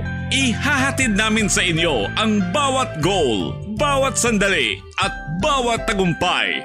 Manatiling nakatutok para sa mga balita at updates ng FIFA World Cup 2026. FIFA World Cup 2026. Dito lamang sa Bombo Radio Philippines. Sa ating FIFA update, mga kaumupasok na po sa round of 32 ang bigating team na Argentina matapos itong ipanalo ang laban kontra sa Austria. Yan ay sa score na 2-0. Uli pong pinatunayan ni Lionel Messi ang kanyang pagiging legend matapos ng ipasok ang 2 goal. Ito ang ikalawang sunod na panalo ng koponan ngayong FIFA 2026 at sa pag-usad nito sa ikalawang round ay hawak na nito ang 6 na puntos. Sa naging laban ng Argentina, unang naipasok ni Messi ang unang goal sa ika-38 minuto. Ito'y mula sa pasa ng kanyang teammate na si Facundo Medina. Hindi na nakapagpasok pa ng goal ang dalawang koponan hanggang sa stoppage time kung saan ay muli pong pinilit ni Messi na gumawa ng isa pang goal upang selyuhan ang panalo at ang tuluyang pagpasok sa round of 32. Ikalawang serye na po ito ng eliminations. Sa bagong performance nga ni Messi, mga kabombo, gumawa siya ng record bilang pinakamataas na goal scorer sa kasaysayan ng World Cup. Siya rin ang ikatlong manlalaro sa kasaysayan na nakapagpuntos sa 6 na magkakasunod na laban sa World Cup. Sa kabilang banda naman, magiging malaking hamon para sa Argentina ang pagpasok sa susunod na round dahil nga sa pagkaka-injure ng kanilang defensive specialist na si Christian Romero. Update na po tayo sa mga balitang tinutukan ng ating mga provincial station, mga kabombo. Ang grupo ng mga kaguruan na nanawagan ng dagdag na seguridad sa mga paralan kasunod po ng nangyaring shooting incident sa may Tacloban City. Abangan din mamaya, mag-i-update po tayo sa may Bombo Radio Tacloban. Meron pong pinatawag ang Department of Education na press conference kaninang umaga. Pero bago ho yan, update po muna tayo sa balita ng Bombo Radio Legazpi. Grupo ng mga kaguruan patuloy panawagan ng dagdag na seguridad kasunod po ng shooting incident. Ang balitang yan sa pag-ulat ng Bombo Radio Legazpi. Kinundina ng isang grupo ng mga guro ang nangyaring pamamaril sa loob mismo ng isang paaralan sa Tacloban City. Nanawagan din sila na dagdagan ng seguridad sa mga paaralan tulad ng X-ray scanner o metal detector dahil nag-aalala sila na posibleng epekto nito sa mga estudyante at mga guro. Ayon kay Alliance of Concerned Teachers President Rubiana Bernardo sa panayam ng Bombo Radio Legazpi, nakakabahala ang insidente lalo pa sa loob mismo ng paaralan nangyari na dapat ay isang ligtas na lugar para sa mga bata, ngunit ito ay nagiging culture of violence. Panawagan Panawagan rin nila sa pamahalaan, partikular na sa Department of Education, na ang sektor ay nangangailangan ng suporta ngayon sa mga tuntunin ng psikolohikal na suporta para sa mga estudyante at madagdagan ng mga security at mental health personnel sa mga paaralan. Una nang nai-report umano ng EDCOM2 na ang mga siksikang silid-aralan ay nakakadagdag sa mga insidente ng pambubuli, pananakot at panunukso. Anya, dahil dito ay hindi rin makakapag-focus ang mga guro sa lahat ng mga estudyante dahil sa dami ng kanilang trabaho. Gayunpaman, mayroon pa rin kakulangan ng mga mental health personnel kung saan hindi umano aabot sa 2,000 ang mga lisensyado sa bansa. Well, dapat yung ating gobyerno at yung ating DepEd maging din talaga ito, wake-up call sa atin na talagang tutukan yung sektor ng edukasyon, lalo pa crisis may learning crisis tayo. Gusto nating matututo yung ating mga estudyante pero hindi talaga matututo kung ganito ang kulturang nasa loob ng ating mga eskwela. Yan ang ulat mula rito sa himpilan ng Bombo Radio Legazpi. Ito si Bombo Romela Sakayan Wandasan, and this is Bombo Radio Philippines, the #1 and most trusted source of news and information. Basta Radio, Bombo! Maki-update po tayo mga kaumbo sa pagbisita ni Department of Education Secretary Sani Angara dyan mismo sa may Tacloban City ngayong umagang ito. May live report ang Bombo Radio Tacloban. Bombo Genesis, Bombo Ever, blanco pa rin ang Department of Education kung ano ang naging totoong motibo ng pamamaril sa kahapon dito sa Tacloban at ngayong araw din ay bumisita sa Secretary Angara ng Department of Education. Wala pa rin klarong impormasyon ng Department of Education kung ano ang pinagugatan ng pamamaril sa loob ng paaralan dito sa San Jose National High School, Tacloban, at ngayong araw bumisita naman sa Secretary Juan Edgardo Sani Angara ng Department of Education dito sa San Jose National High School. Kaugnay sa malagim na pangyayari, matatandaan na nitong Hunyo 22 ngayong taon, may naganap na pamaril sa loob ng paralan na ikinasawi ng 3 estudyante. Isa naman ang nasa Intensive Care Unit at OICU at 20 naman ang nasugatan at ilan sa mga ito ay nakalabas na habang iba naman ay nanatiling napapagaling sa ospital. Sa pagbisita ng Secretary Angara, tignan nito ang salidang pinangyari ng kasamang PNP, barangay officials, DepEd Division at ang mayor ng vice ng Tacloban. Habang nagbabahagi daw ng komento ang ilang departamento na kasama ng sekretarya, bigla naman daw na himatay ang principal dahil sa trauma. Blanco naman ng sekretarya kung ano ang talagang motibo o pinag-ugatan ng pamaril. Ayon pa sa sekretarya, papaigtingin daw ang security sa lahat ng paralan kung saan sinimulan na ito ngayong araw at pag-inspeksyon sa mga bag ng mga mag-aaral. Dagdag pa ng sekretarya na wala naman daw pananagutan ng paaralan maging ang mga guro at ang pananagutin daw nito ang mga may-ari ng baril. Sa ngayon, si alias Rodet alias Nash na pinuturing ng suspect sa pamamaril na pawang mga mayor de edad ay nasa kusudi ng kapulisan at inilipat naman sa Women and Children Protection Desk Police Station 1 Tacloban habang nagpapatuloy ng investigasyon. Pakinggan naman natin ang naging pamayag ni Secretary Angara ng Department of Education. Hindi pa klaro masyado kung ano talaga yung motibo dito. Sabi nga ng iba, bullying. Sabi ng iba, parang may gang. Sabi ng iba naman, kasi sabi ng advisor, yung bata na yung tahimik lang. At parang nagpaalam siya na may activity daw siya sa Manila. Tapos hindi siya bumasok ng 1 week. At parang pinagplanuhan na lang. I think, nagpapasalamat nga tayo kay PNP Chief na nabanggit niya yung increased police visibility dahil yun din ang nasabi dito ng mga teachers. Kapag nakikita daw ng mga bata na may umiikot na police, medyo na maalis na sila at yung mga plano nila well, sinabi na naman ng PNP to, papanagutin yung magulang. Yung kanino nang galing yung baril. Do you think, sir, may naging kapabayaan yung school? Hindi pa klaro ho. Hindi pa namin, kasi sa ngayon, ang concern natin yung mga students and teachers. Bombo Genesis, Bombo Ever, base sa eksaktong datos na nakuha natin, 3 itong namatay sa naganap ng pamamaril at 50 naman o 20 naman itong nasamahan ng bala ng baril at iba naman itong nasugatan dun sa nangyari pamamaril sa San Jose National High School dito naman sa Tacloban. Ngayon Bombo Genesis, Bombo Ever ay binisita na ni Secretary Angara ang ilan sa mga biktima at sa ngayon talagang kinukumbina niya ang pangyaring naganap kahapon sa pamamaril sa loob ng paralang Bombo Genesis, Bombo Ever. Okay. Sige, maraming salamat, Bombo Radio Tacloban. From time to time, maki-update pa rin tayo habang tinutukay kayo natin ang mga kaganapan dyan sa may Tacloban City. Ingat kayo dyan. At mula dito sa impila ng Bombo Radio Tacloban, ito si Bombo Jake Pagipo, and this is Bombo Radio Philippines, the number one and most trusted source of news and information, Basta Radio Bombo. Bago tayo tuloy ang mag-exit sa ating pong newscast, mga kabombo, update pa rin po tayo dahil nakakaranas din po ng mga masungit na kalagayan po ng karagatan ang silangang o ang hilagang bahagi po ng ating bansa dahil po sa Super Typhoon Francisco. May exclusive report dyan ng Bombo Radio Kawayan.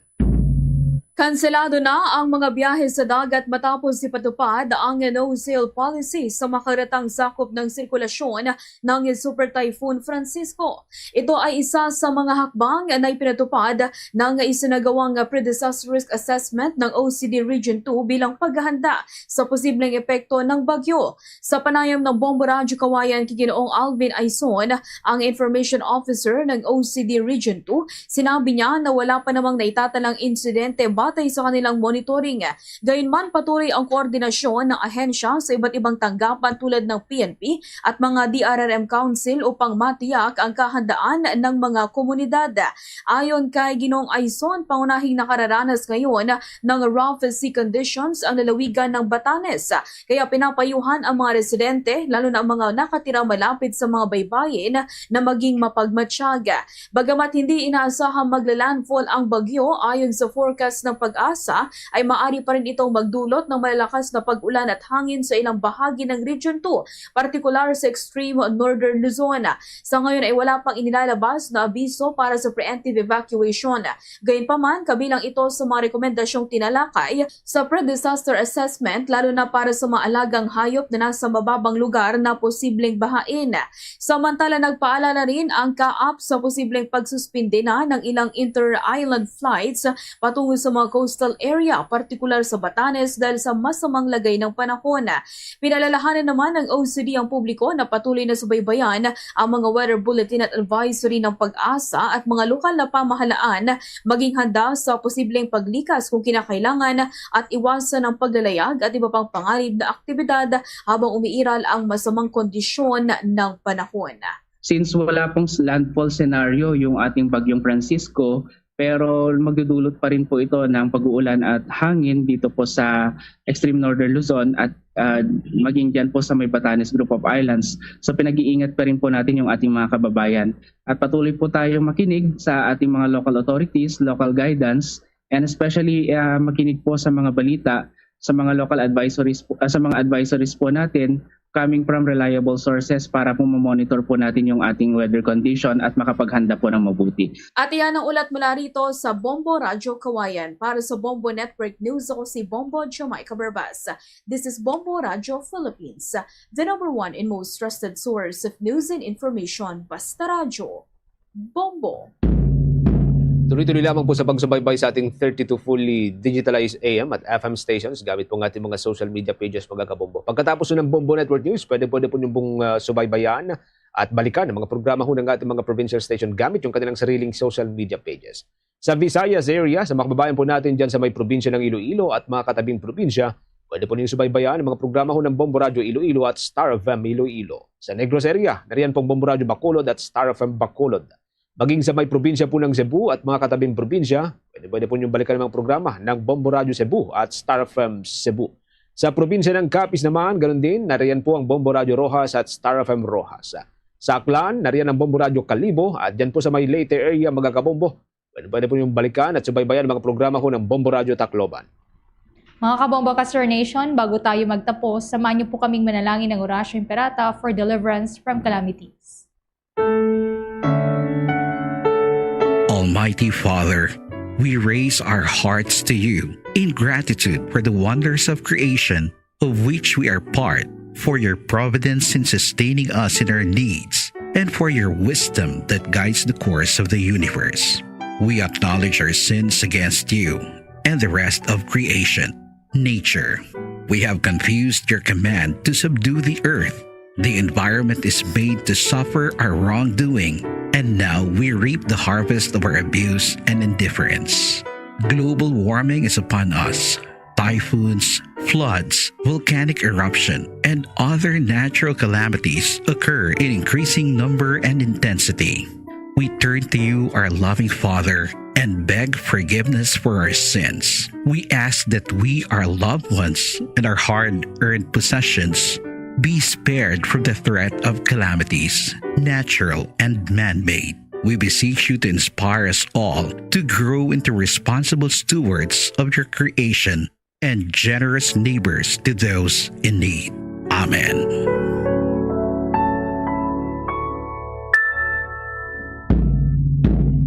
Yan na pong kalipunan ng ating balitaan para sa pangtanghaling edisyon ng Bombo Network News, ang back-to-back winner sa Catholic Mass Media Awards bilang Best News Program. Mula rito sa News Center Makati, this is Bombo Radio Philippines, the number one and most trusted source of news and information, Basta Radio. Bombo! For the most trusted source of news and information, visit our website at www.bomboradio.com. Follow us on Bombo Radio mobile app, Facebook, YouTube, TikTok, and X, formerly Twitter. Like, share, and stay connected. Anytime, anywhere. Oras sa Bombo Radio Iloilo, Philippine Standard Time. 3 minutos na nakalikan sa tak na siningalauna. Balik na diri sa pagpangalagad sa Bombo Anay sa udto sa DYFM Bombo Radio Iloilo. Kagapon pagalanog sining balita may kantanan sa pagpangaluthang dito sa may San Jose National High School sa Tacloban City. Si Mayor Isa Treñas sa gilayon sini nagpagwa sang direktiba nga masapol ang Iloilo City Police Office Director si Police Colonel Parilla kag ang Iloilo City Schools Division si Dr. Maria Luz de los Reyes. So natigayon ining pagsinapol kag may mga mando naman diri with regards sa sining pagpabaskog pagid sang security sang mga estudyante sa sulod sang bulutuan. At the same time, sa aton sinikaron niya mga kasimanwa, isaman sa mga dapat tutukan ining pagpangabuli. Sa bahin sa Iloilo City National High School, may mga ginapatuman na sila nga mga security measures. Hibaloon naton ribanwa kag lakip na sinikaron istoryan taman kay may 5 ka mga bag-o nga mga officer in charge sa mga nagkalainay man sining police station diri sa syudad sang Iloilo. Si Bombo Krill Milyasa may follow-up report. Bombo Krill, sa report, please go ahead. Mamusampa ginapasiguro diri ni Iloilo City National High School Principal Alpha Hava na mayara sa nga hugot nga pagpatungan sa mga security measures sa ila diri nga bulutuan. Sa interview sa Bombo Radio kay Principal Java or Hava, iya diri ginpahayag nga madugay na sinigi na implementar ang nagkalain-lain na security measures agod masiguro ang seguridad sang kada estudyante kag mga manunudlo kag ilabi na ang malikawan diri ang anuman nga sahay isang kinagamo sa sulod mismo sang eskwelahan. Pahayag niya magluwas sa security guard nga nakabantay sa mga estudyante nga nagagawa sulod sa gate, mayara pagid sa mga guard nga nagarubing sa sulod sang ilagid nga eskwelahan. Yung pahayag man sini nga nagapatuman man ang ila eskwelahan sang random kag surprise inspection sa kara estudyante kag ginasekyar diri ang ila nga mga bag kag isa man sa security measures nga ila ginahimo amo ang paggrupo sang mga estudyante base sa ila nga curriculum kung sa diin ululupod ang grade 7 kag grade 8 sa isa ka area or sa isa man ka building diri upod naman diri ang grade 10, 11 kag 12 sa isa naman ka building o isa ka area kag lain man ang area sa grade 9 kag special program. Ang kada area sa kada curriculum ang ginapahayag ni Principal Hava nga mayara sang kaugalingon nga gate, guard kag school canteen agud nga mas malikawan diri ang bullying sa sulod sang eskwelahan. Hindugang pa sini nga hindi makagawa ang isa ka estudyante kung wala ini sa nga permiso sa maya gwardiya kay nakita man naton mismo no sa ila diri nga bulutuan nga once gani may ara sa isa ka estudyante ang magwa sa gate no specifically hamba ta example grade 9 ina siya nagwa na siya sa area nila sa may gate ginagilayon ini nga ginatawag sa nga guard or ginapamangkot diri kung ano ang iya nga obrahon especially kung sa tion sang klase. Kadagin pahayan man, kadagin pa at hadirin niya Principal Hava na kalabanan sa nga kinagamo ang nagaluntad sa gwa sang ilang nga eskwelahan kung sadiin ang mga outsiders o kung out of school youth ang nagaumpisa kag nagakadalahig lamang diri ang ilang nga mga estudyante. Apang ginapasiguro man sini nga mayara sa koordinasyon ng eskwelahan sa mga barangay officials agad nga mapasangkad ang seguridad sa mga estudyante labi na kulang na ini sa ilang area of responsibility ng sa inyong eskwelahan. Ang tiyagid ginakatabo ang natabo diri sa isa ka eskwela sa Tacloban City. Kason nga mas pasangkaron pagid sini ang dugang nga mga security measures agad nga mapabilin na secured kag safe ang ila diring eskwelahan para man sa mga estudyante. Yari sabating naton ang nag-introduce nga Bombo Radio kay Iloilo City National High School Principal Alpha Hava. So far kami diri sa City High since then may grabe ang security because of the number of learners that we have. So, gimplanuhan giniya namon kung how to handle with thousands of learners because budlay sa part namon kung wala kami sang ginpatuman ng grabe security sa ila for the safety of everyone.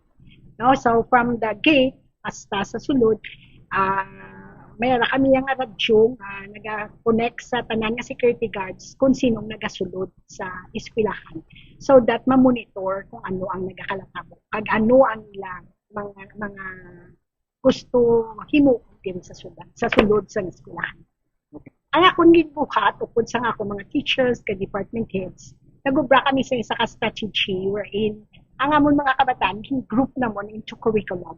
So ang grade 7 and 8 isa sila ka grupo tapos may gate sila and may security guard and may sariling canteen. Amo man ang grades 10, 11, and 12 kay dalagpo na sila isa man sila ka area. Ang grade 9 kag special program classes namon isa man sila ka area. Wherein hindi sila kakadto sa piyak kung wala sila permiso sa security guard or sa teacher na kadtuan nila. Based mo sa inyo monitoring man sa aton ng mga students, so, may mga ara pag-exam test, may ara sa even though same year level. So may arakit, hindi ginaya may ibitar because I would believe na ang bullying nag-cause ng social, sang bata, how he manage or she manage with other people. No? So ang hisa-hisa, mga mamumala na actually mga petty things malang nang ilang gina-away-awayan. Kahit ma-patch up man naman, we have a very strengthened guidance office with our guidance counselor nga kanami, no? Si Ma'am Olena, nga ubra gid sa obligasyon bilang guidance counselor namon nga naga-session sa ila. And we used to have the orientation sa mga bata on the importance of being one solid family. No, we believe nga isa ka pamilya kami, isa kami ka grupo diri sa eskwelahan kag dapat ang akong gina-emphasize sa ila during flag ceremonies or orientation sa mga teachers nga there should be love sa tunga namon. Because in so doing, may bitar namon ang mga gamo-gamo. Kay tanan man nga mga kinangganon, almost ginahatag man sa ila. No? Ang katanan na kaayuhan, ginahatag man sa ilang suporta para lang mapasanyog man ang ilang pagkatao din sa eskwela. Hindi gid namon maisa-isa, no? Nga from the gate isa-isahon gid namon sila because of the thousands. Amon nga timpo pero kanami sa ako mga security guard on duty sa may gate kay ma-detect nila dayon ang mga bata nga daw medyo questionable bala nga may mga dala nga mga sundang or ano man dang printed items pero makuha dayon nila, no? Mga vape na mga muna bala randomly makuha na, no? Through the help sa akong security guard. Kag tapos kung makalikas sila o makaiwas sila sa first gate, may radyo na dayon na follow up sa next na gate na ma-intercept gid sila dayon. Makuha gid sila dayon. Kay may roving guard ko. Aside sa mga guards na ara nakapwesto sa kada gate, may roving guard ko yang nagalibot kag nagalantaw. Kung tanawon mo subong basta may klase lang class hours, wala kami sang bata nga naga-roam around. Hindi mo makita. Pila gani population sa subong 6,800 na kami on. So tama ka nako and that's why now we need to really plan out sa amon security measures para nga maibitargid namon ang damo sa sulod sang campus. Pero may mga counterparts dito outside likely na may mga sinagamo o may mga ganging na mga sinagamo. So, sa nasiling ko na sa ating mga authorities, it's beyond gidya sang akon na control ang nagakatabo sa Sangwa. 50 meters away from the gate namon, hindi ko na sila masubaybayan. So what we are doing is, gaano kami sa mga barangay, no? Obra kami sa connection naman sila to really emphasize to the children na once nagwa na sila, himuon lang nila ang tama, no? Pero hindi sometimes, especially last year, nga may mga bata na outsider actually, sila ang nagauna gamo. Inabantayan nila ang mga estudyante sa Sagwa, nagdira sila marambol-rambol, no? Pero hindi ko na makontrol, pero ako niya, basta din kabataan, na-emphasize ko din sa ila, nga dapat iskwel, lagi diyang ila unahon, kay wala na sa iba na makabulig sa ila pag pangabuti kung di makatapos sila sa ila pag-iskwel. Ang gamo-gamo na, baga bala, mga spices of life nila, pero kung tatlungo na lang nila, mas manami, no? So, nami man ako mga ginikanan. So far, man sila, supportive man with our PTA. Amo na nga nakadamo kami security guards because of the support of the PTA. Kaya may mga donation sa mga parents para madugangan namin ng security. Okay, that's di ma'am, anong reaction mo ma'am sa San Jose National High School sa Tacloban? Anong reaction mo? So, grabe man ang akong fear, no? Pero grabe din akong pangamuyo. I really entrust every day, wala akong sandako ang ginapangamuyuan. Kung kaya nga akong eskwelahan. Ang amon eskwelahan, from the janitor, hasta sa akong estudyante, sa akong mga teachers, kagtanan-tanan kami. The safety of everyone, because hindi ka katakot sa utok sang bata. Hindi ka man katakot sa utok sa mga ginikanan na nagasulat. Pero I do believe na kung makita nila na may tugma na napakita sa ila in return, we could also reap the love. Ginapabugal man diri ni Principal Alpha Hava nga halos tanan sang ila diri nga building sa classrooms ang mayara sang closed circuit television o kon CCTV.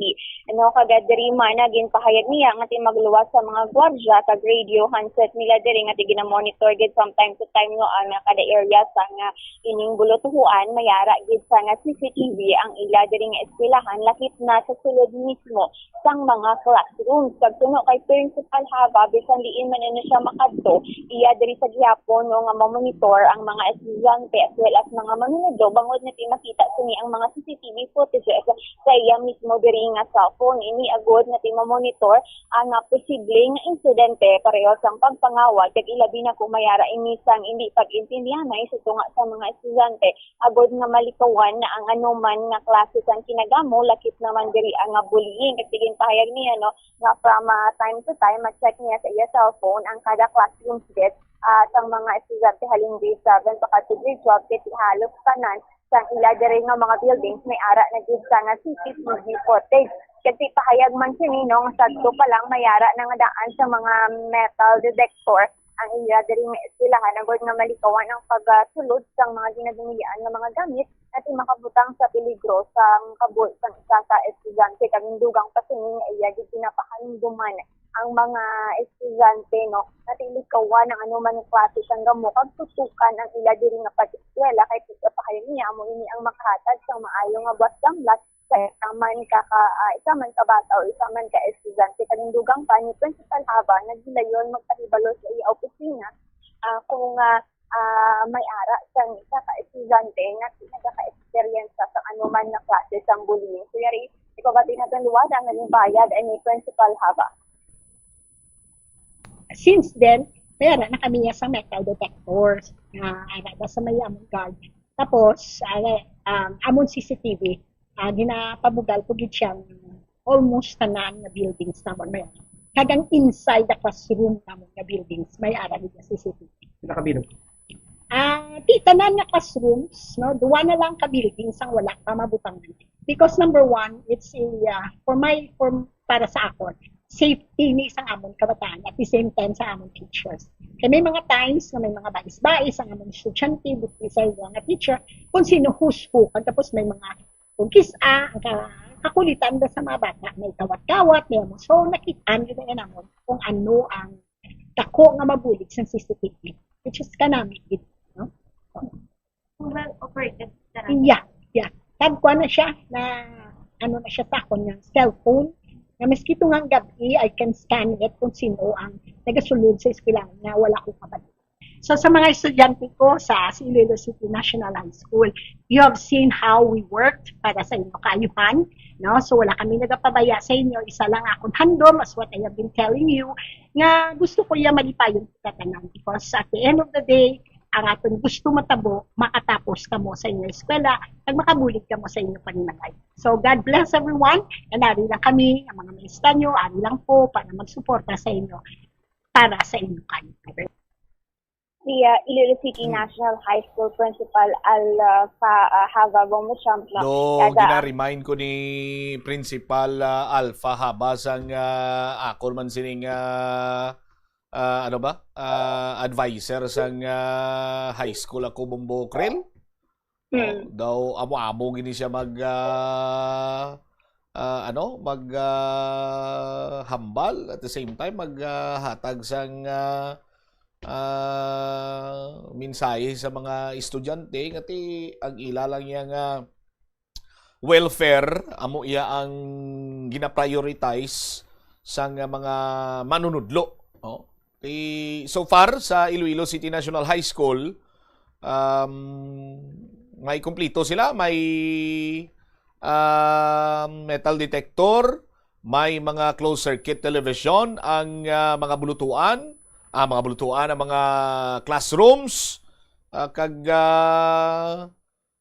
ang hindi lang yun nila siguro makaparante amo tong kun ara ka na sa Bombokrel kay di ba last time may insidente nga natabo nga may nagpangbuno diri nga estudyante pero sagwa na to ya sang bulutuan no kay kung dira sa sulod ti balaan Manila kung ano dira kay stricto ang mga gwardiya kag hindi ka lang basta-basta makalusot dira kay may mga roving kag may mga guards pagigali sa iban sining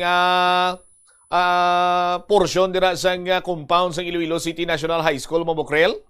Yes, exactly, Bombo Jump. No? Ang kinagam mo nga natabo lang sang nagliga sunod diri kay Principal Haba is sagwa na sang bulutuan and ang involved with that side is ang mga outsiders na bala or mga out of school youth no kati nagakadalahig lang diri ang ilaman nga mga estudyante kati pahayag niya no ado out of control naman niya ang mga kinagamos sagwa sang ilang eskwelahan. So but then ginhimuan niya gihapon ini sang security measures na tipag-angot sa mga barangay officials sa mga barangay tanod kiti hibaluan man nato no nga responsibility naman sa aton diri nga mga barangay officials ang makasiguro nga kada street sa sang ila diri nga area of responsibility sa barangay ang mabantayan man no kalti amo na ang ginapahayag diri ni Principal Haba naman nga when it comes diri sa ila gid sulod mismo sa eskwelahan may ara gid ini sila sa ginapatuman nga security measures no api sarabi sa nga wala pa natabo ini nga Tacloban incident man Bombo Shop may ara na nga daan ini sila nga ginapatuman din nga hugot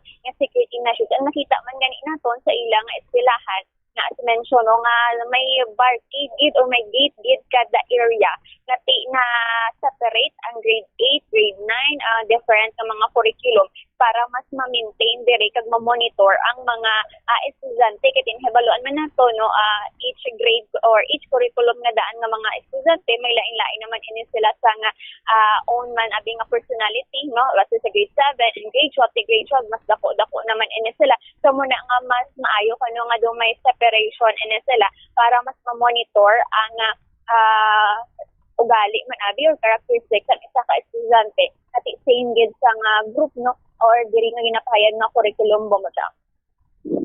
All right.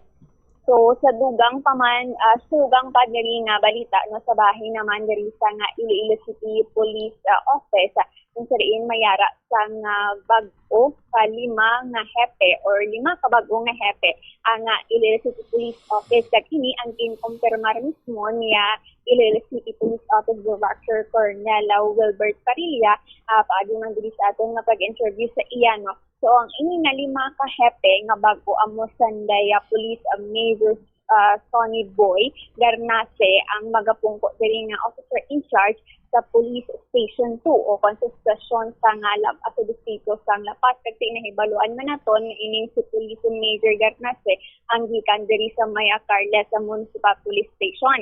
Kagang Police Station 6 ang kabahin naman diri sa distrito sa Arevalo, ang bag-o diri nga OIC ang mo si Police Major Paul Vincent Tendon nagikan sa Regional Personnel and Records Management Division sa Police Regional Office 6.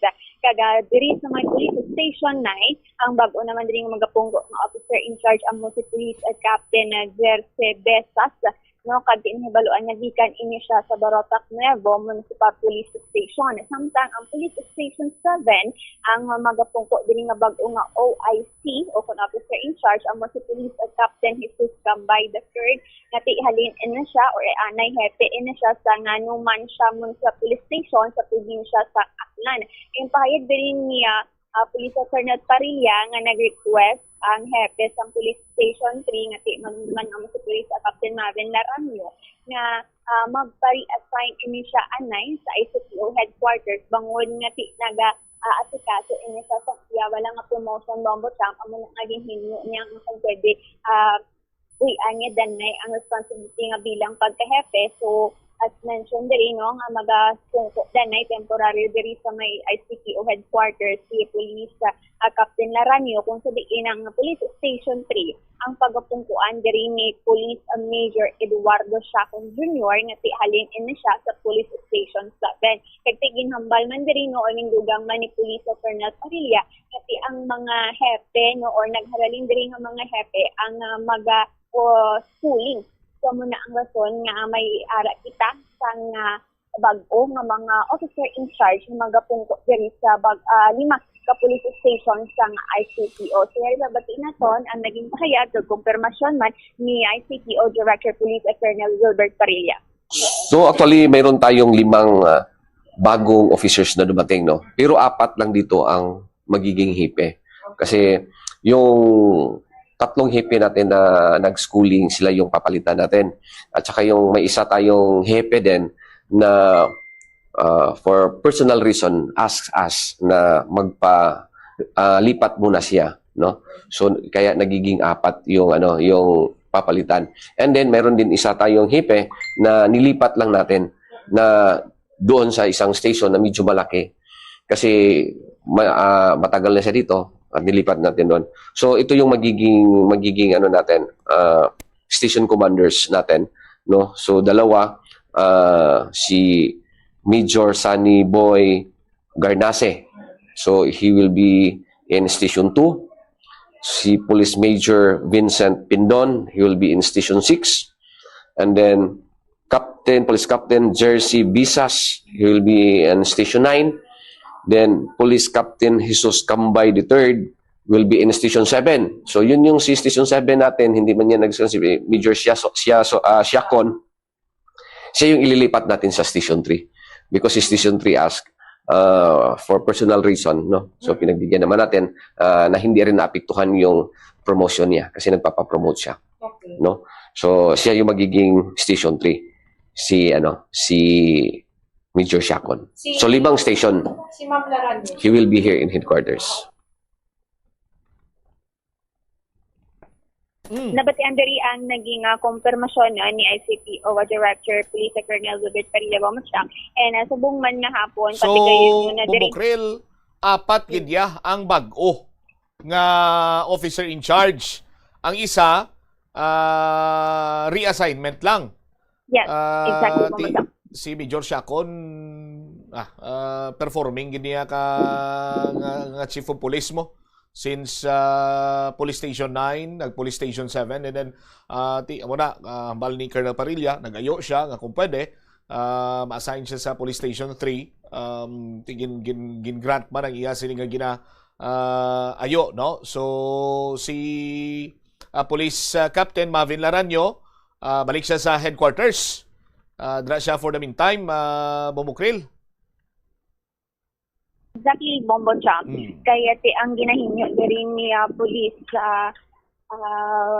Captain Laranyo ngati maga asikaso ana ina siya sa iya diri man nga promote no kay tigil na payag diri nga for promotion na ining si Police Captain Laranyo so para mas makafocus siya. So, sunod tani nga kita kay Police Major, Police Captain na Mavin Laranyo, Police Major na ni. Yes, Bombo, ang posible, no? Kaga mo na nga ti, ginpasugtan man ni Police Colonel Parilla kay tigin payag man niya para maninis sa ikaayo kaga character development man sa aton nga mga kapulisan. So, ini nga mga bagong OIC, no? 4 gid na sila kay ti, we mention, mostly halin sa ila sa mga probinsya sa nga Iloilo, no? Tigin transfer naman ini sila diri sa syudad sa nga Iloilo. Kaga for ang reassignment mo job is para gid sa ilang character development mo job. All right. Sige. Good luck sa mga bagong officer in charge sa nagalain-lain sini nga police station diri sa syudad sang Iloilo kag sa tanan sini nga mga nag-apply for promotion nag schooling ti good luck ka no kabay pa nga pagbalik nyo diri sa bahin sa Iloilo City Police Office or Iloilo Police Provincial Office. Makita na yung magkitag sa gyapon kag mas dako na inyo sining obligasyon mga ti taas man ang inyo sining mga ranggo mga ma'am kag sir. Yes, exactly, Bomber Jam. And subong man nga po, di pati gayunon diri ang change of command kay ti para man nga official na ini sila nga magapungko kag ti mag-starta naman ang ilang responsibilities and duties sa tagsa ka police station nga naka-assign sa ila, Bomber Jam. All right. Para sa mga natipon nga balita gikan sa patrol ni si Bomba Crepan Salis Miliaga and this Bomba of the Philippines, the number one in the most trusted source of news information, basta Radyo Bombo. Salamat gid na Bombo Krill Miliesa sa imo siniiyang mga balita na gikan sa patrol. Kung aton pa sini balik-balikan ang mayor sini nga rason kung nga naglabot sa punto nga nagpaniro ining duwa ka mga estudyante dito sa may San Jose National High School, inibangod sa pagpangbuli.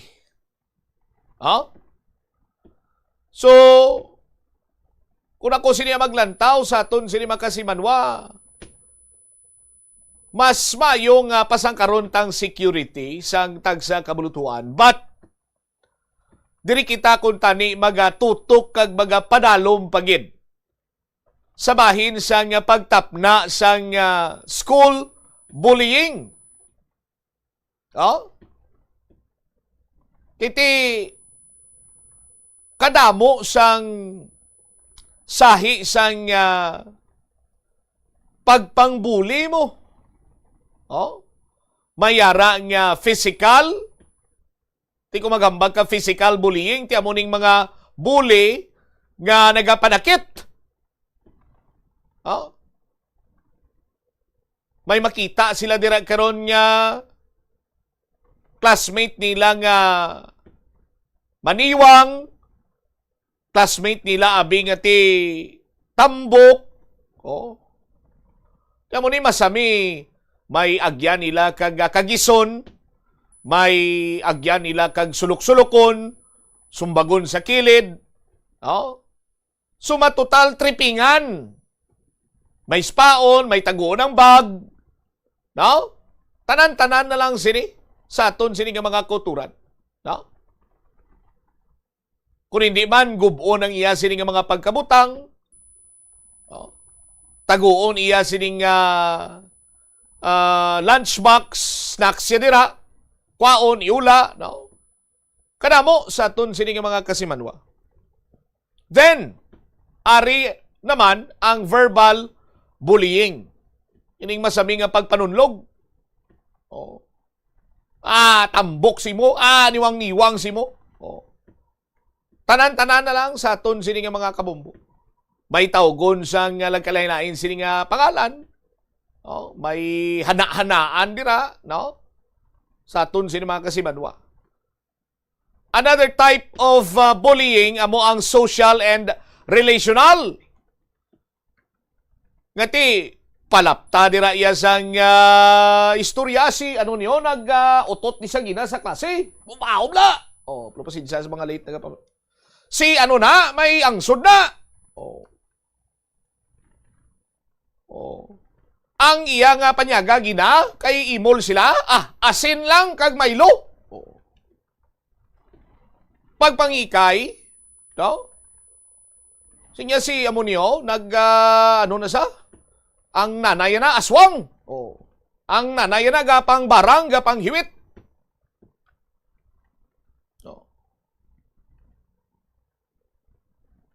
Parang wise ang may maupod or mag-befriend abi sa partikular nga estudyante nga ginabully or subject sa bullying or social and relational bullying sa aton sini karon niya nga mga kabumbo. Ay hindi taniya mag-upod sa yaw kay ang iyang sapato, ang iya sini nga medyas ng isa lagak. Damo lang. Ang iya nga pencil, bratohon, ato niya magic pen o magic pencil. Tanan-tanan na lang sa aton sini mga kasiman mo. Now here comes social media. Amo maning sala naton diri sa Pungsod Pilipinas kay why kita diriya sang ginatawag sini balang regulation or pag-regulate sa pagpanugot sa access sa social media. Ibisan na kabataan, 8, 6, 8.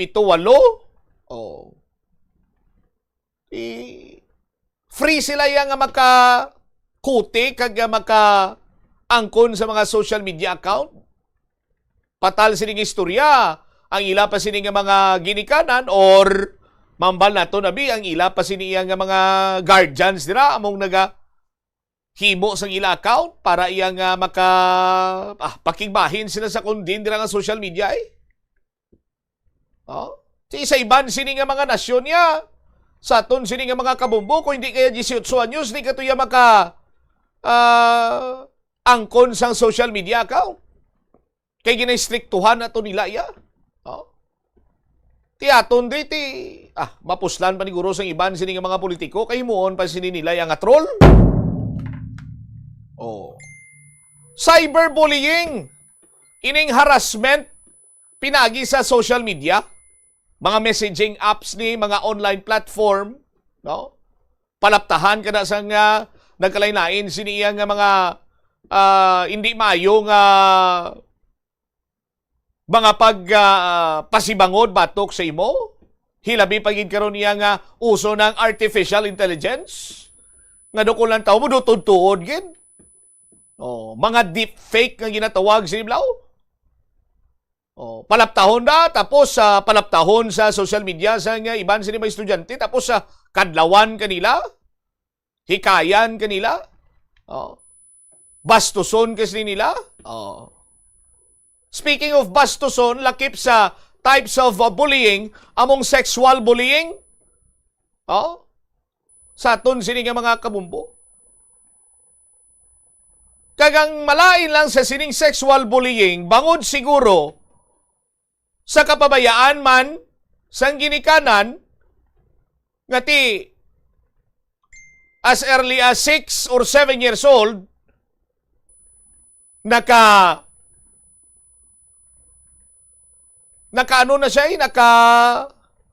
panglugayawan na siya sa kundiin sining iya nga mga social media sites. Kung ano-ano sining makita niya. Ang iban sining nga mga kabataan, kung ano makita nila sila sining nga cellphone, amo man ang ginahimo nila sa ila sining kapariyo nga magbataan. Nga nagalabot sa punto nga mayaran na sang mga unwanted physical contact or even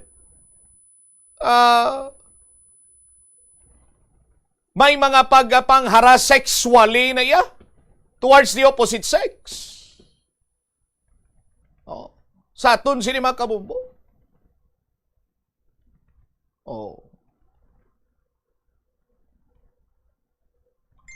Ti diri kung tani ni sa mga nagkalain-lain nga sahi sang pagpangbuli.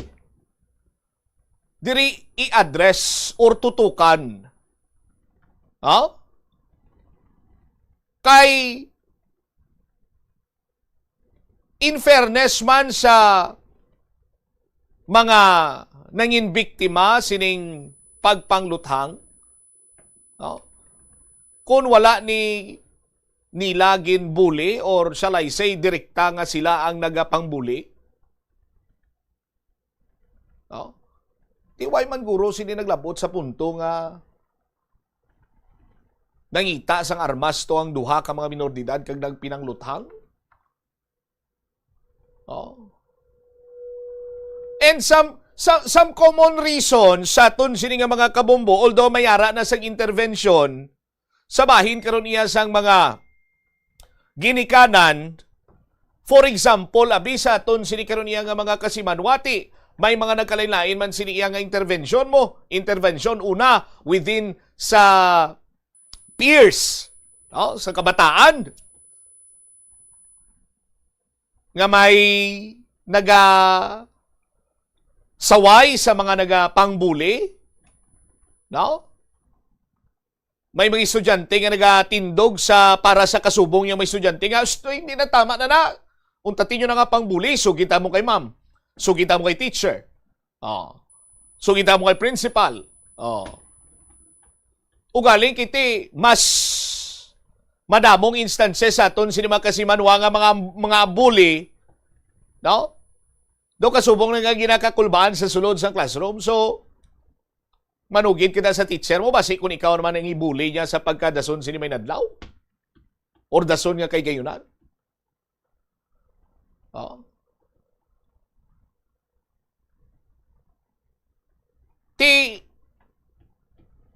Ang next intervention sini kun for example wise ang may matindog nga within sa ila sini nga mga classmates, dira na kang masulod ang mga manunudlo, no? Sa aton sini nga mga kasimanwa.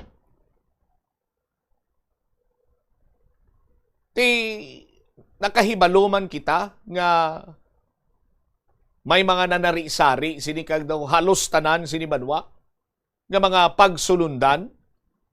May mga ginapang implementar sini nga mga prevention program, no? May mga intervention man sila nga ginapatigayon, but kung kaisa, no? Hindi iya sa gyapon makapulong sa ning batasan sa mga bully sa eskwelahan. Tiway na sang iban sini nga palabot pa sang nagakigo sini nga mensahe kunti mismo ang mga biktima sa nga pagpangbuli, no? Nga gina-encourage naton nga ti magpanugid gid sa ila sini ginikanan, no? Manugid kay mami, kay daddy, manugid kay mama, papa, no? Manugid sa teacher para nga matawag ang atensyon sinang bully kag mapatawag man ang atensyon sang iya sining ginikanan sa aton sining mga kabombo. Now, isa pagid sa makabig naton na crucial nga magadetermine kung bala ang isa ka bully mauntat sa iya sining ginabuhat, no? Correct me if I'm wrong, ara sa ginikanan. The moment nga may report ang ginikanan nga mabato nagikan sa school, kag maghambal abi nga ti amo ning bata mo nagapangbuli, please, no? Hatagan mo man sa nagakigo siniyang atensyon, gilayon. No? Anong atensyon, ina? Atensyon sa pagsaway kag pagkuriher sa batasan sa imo sining bata. No? Halos pa lang kung sakon niya, siguro ma-agree man kamo sakon, no? Likawan tanana ang mga tinaga nga balaan mo kabataan? Amo ginaiya? Tiko na mo sinamabatian sa isa ka bully nga nagay inatubangay kamo abi sa sulod sa opisina sa school authorities. Kag mambal kay mo iya bilang isa ka ginikanan nga amo gina iya mga kabataan, no? Way pa na sila kabalo sa ila sining ginapanghimo, no? Hindi ina makasolve sang problema sa bullying. No? Nagkadapat sina iya banwa ngati siyempre magpulo pamangkot ka man kung ano ang naglinabo. Kag kung mapatod mo nga sa side sang imo siniya nga bata, siya ang nagapang-bully, then you have to discipline your own child. Hindi mo't silingon sang disiplina iyang bakulon mo kung ano. Basi kulang lang na sa atensyon, kulang sa tiyempo, kulang sa pagulo istorya, no? Hilabi pa subong nga mga tsimpo, engineer nga. Sos, mayo kon sang una kay, kigang ka sa maestra mo, patawag imo ginikanan, ang kilala ko to ya, sa tubang ka maestra ya, puros-puruson ka pahat, iman, umpawan, santuan na ya, grabe itong ano mo, disiplinahay mo, mga late 80s and 90s, isa mga nagapamati na subong mga mga natao, mga 85, 84, 85, 86, hasta ya mga 90s, sabi. Laka-laka lang guro, way gid sa katihaw sa way gid katilaw paha, no? Labanan, katilaw gid paha, guro. Engineer, na abtan mo pa ang paha? Hindi makambalo si engineer sa ako, no?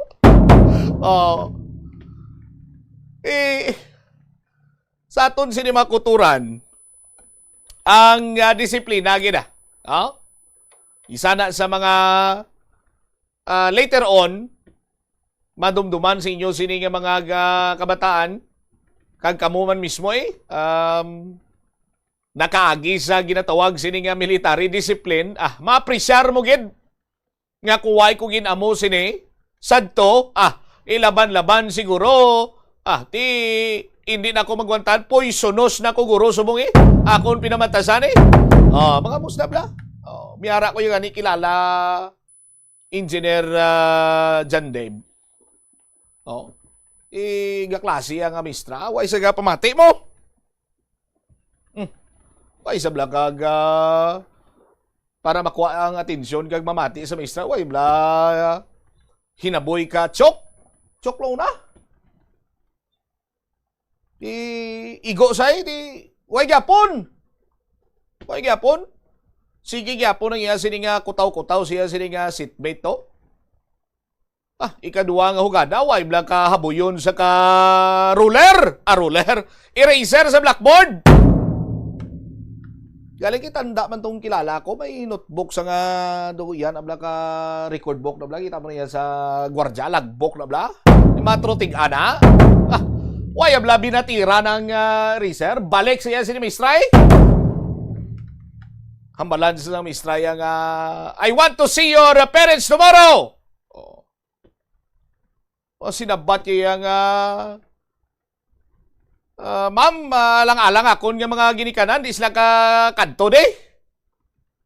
Yang di na imo ginikanan now. Sinabat ko nung sang kilala ko, engineer. Ya, to suba, practice back dive.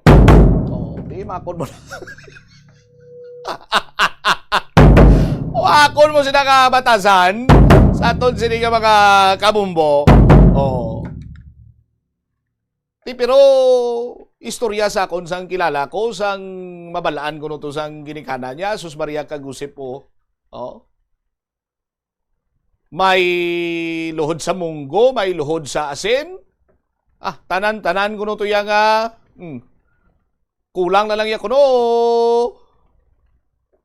Pangtawgon niya silang mga pangtawgon niya silang mga anghel nga nakilala ya para nga salbaron siya sa pina nga ginatag siya sa aton sila makuturan. Pero tuman gidya kalain ang pangdisiplina, subong maakigan mo lang sini, magtaas-taas lang gawa tingog mo sa mga kabataan nga ginasaway mo, ginakorek mo.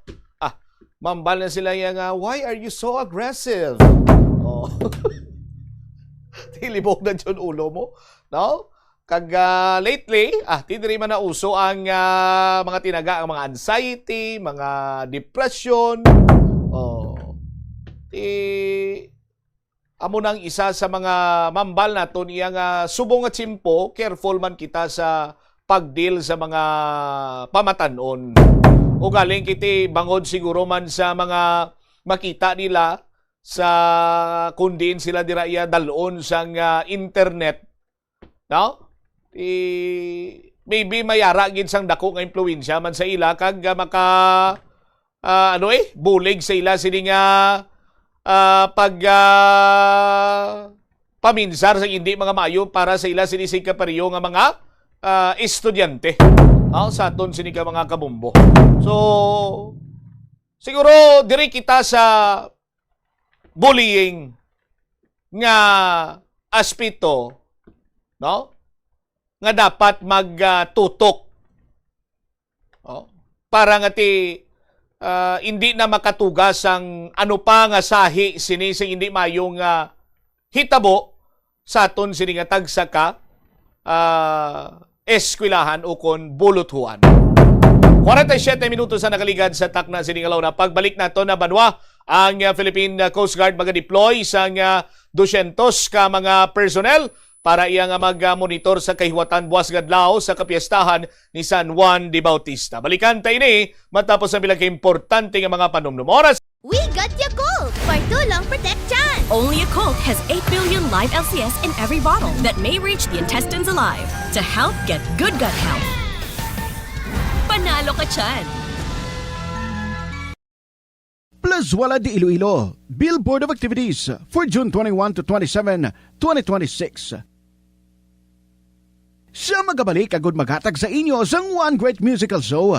That's Mr. Totong Villaruz, kaupo na nga banda sa concert at the Plaza, blasting of alas 6 ang gabi sa Hunyo 27, Sabado. Sa tion sa musical show, napulo ka mga matahom nga Plus Wala di Iloilo Mags kag madamo pang iban ang iga-paraffle sa mga suki sang Plus Wala di Iloilo. Sa Hunyo 28, Domingo, ginaagdang tanan nga mangin kabahin sang Eucharistic celebration nga pagahiwaton sa Latolda sa mga adlaw alas 11 sang aga. Sa tion sang Holy Mass, pangayo naton sa Ginoo nga hatagan niya kita sang kabakod nga malampuwasan ang internal kag external problems sang aton nga pungsod. Plus Wala di Iloilo, we remain to be one with you in the common hope for a better community and a progressive country in 2026. Panugyan na rin sa eksperto kon kwarta ang paghambalan. Apesar limitado ang imo abilidad nga mag-invest, ang gamay nga contribution sa investment accounts ang makabulig sa imo nga maggamit ang earned money nga maka-generate sang dugang nga income. Ikonsiderar ang pagbukas ng retirement account o kon iban nga investment account. The Farmers Bazaar, your traditional public market with the touch of Plus Wala dos, ang isa ka lugar nga gintukod sa tion kag sa kasagsagan sa COVID-19 pandemic nga may tinutuyo nga maghatag sa imo sang safe marketing experience. Subong nga ang COVID-19 hindi nagidman dako nga pamahog kag nagapakadto na kita sa next normal. Rest assured nga ang Farmers Bazaar will further evolve agud yung magpadayon sa paghatag sa inyo sing satisfying marketing experience. The Farmers Bazaar. Sa lower level, tara na pahamtang ang fish, poultry, kag meat section. Para naman sa inyo mga kinahanglanon nga prutas, utang kag iban pa, magbisita sa upper level, pinaagi sa paggamit sa hagdanan o kon sa pagkadto direkta sa parking lot. The Farmers Bazaar, your traditional public market with the touch of Plus Wala dos. I-off ang suga sa wala ginagamit nga lugar. Patsyon ang suga sa restrooms, pantry, hallway, o kon meeting rooms kung wala sang tawo. Mas makinot inis sang sa pabayan lang nga nakabukas ang suga sa bilog nga adlaw.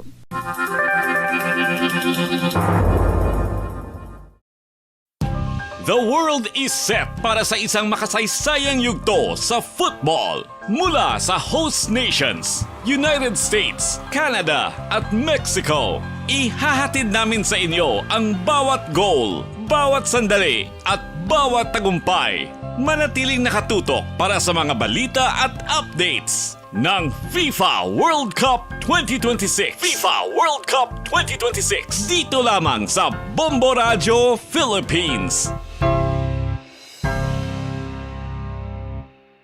Tanan kita mayara sang mabulig agud pakibatuan ang climate change. Magamit sang bag nga pwede magamit sang liwat-liwat agud mabuhinan ang plastic bag nga ginahaboy. Bangod dinhi nagatugas ang greenhouse gases. Ikaduha, hindi masumi magamit sang computer. Kung 4 ka oras lamang sa isa ka adlaw ang imo nga paggamit sang computer, makabuhing ka na sang carbon dioxide emission nga 83%. Ikatatlo, kung malapit man ang imo nga kaladuan, mas maayo nga maglakat o kung magsakay na lang sa bike. Magluwas sa makakinot ka na, mabuhinan pang polusyon nga nagatugas ang climate change. Yari ang isa ka praktikal nga pamaagi agud makakinot sa paggamit sang tubig. Pag-usar liwat sang tubig. Kolektahon ng tubig nga gingamit sa pagpanglaba o kung ang tubig nga nagatulo gikan sa aircon. Pwede mo ina magamit sa pagpanglimpyo sa salog, pagflash o kung pagbunyag sang tanom. Ang tubig nga abi mo wala na pulos, pwede pa yagali nga makabulig sa imo palibot.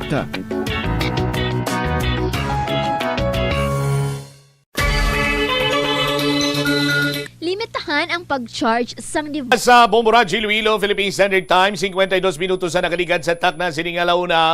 Balik na diri sa pagpangalagad sa Bombo Anay sa sa DWFM Bombo Radio Iloilo. May informasyon kita nga rabaton diri Banwa nga may seminar nga ginapatigayon.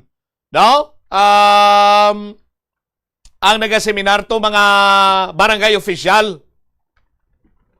Ang inaseminaran si nila isa ka hotel, bagong hotel ni, big time ni. No? Pero, ang mga barangay official, nagprangatol ilalawas. Yan bal sa isa ka nagpalabot din sa impormasyon, base is pagkaon. No?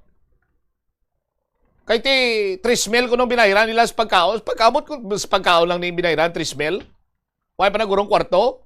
Basi iban to yan nagparamulato. Basi may mga bagsat to yung bidding sang ligdaan nila. Engineer? Kagi nga kagat bagsat. Oh.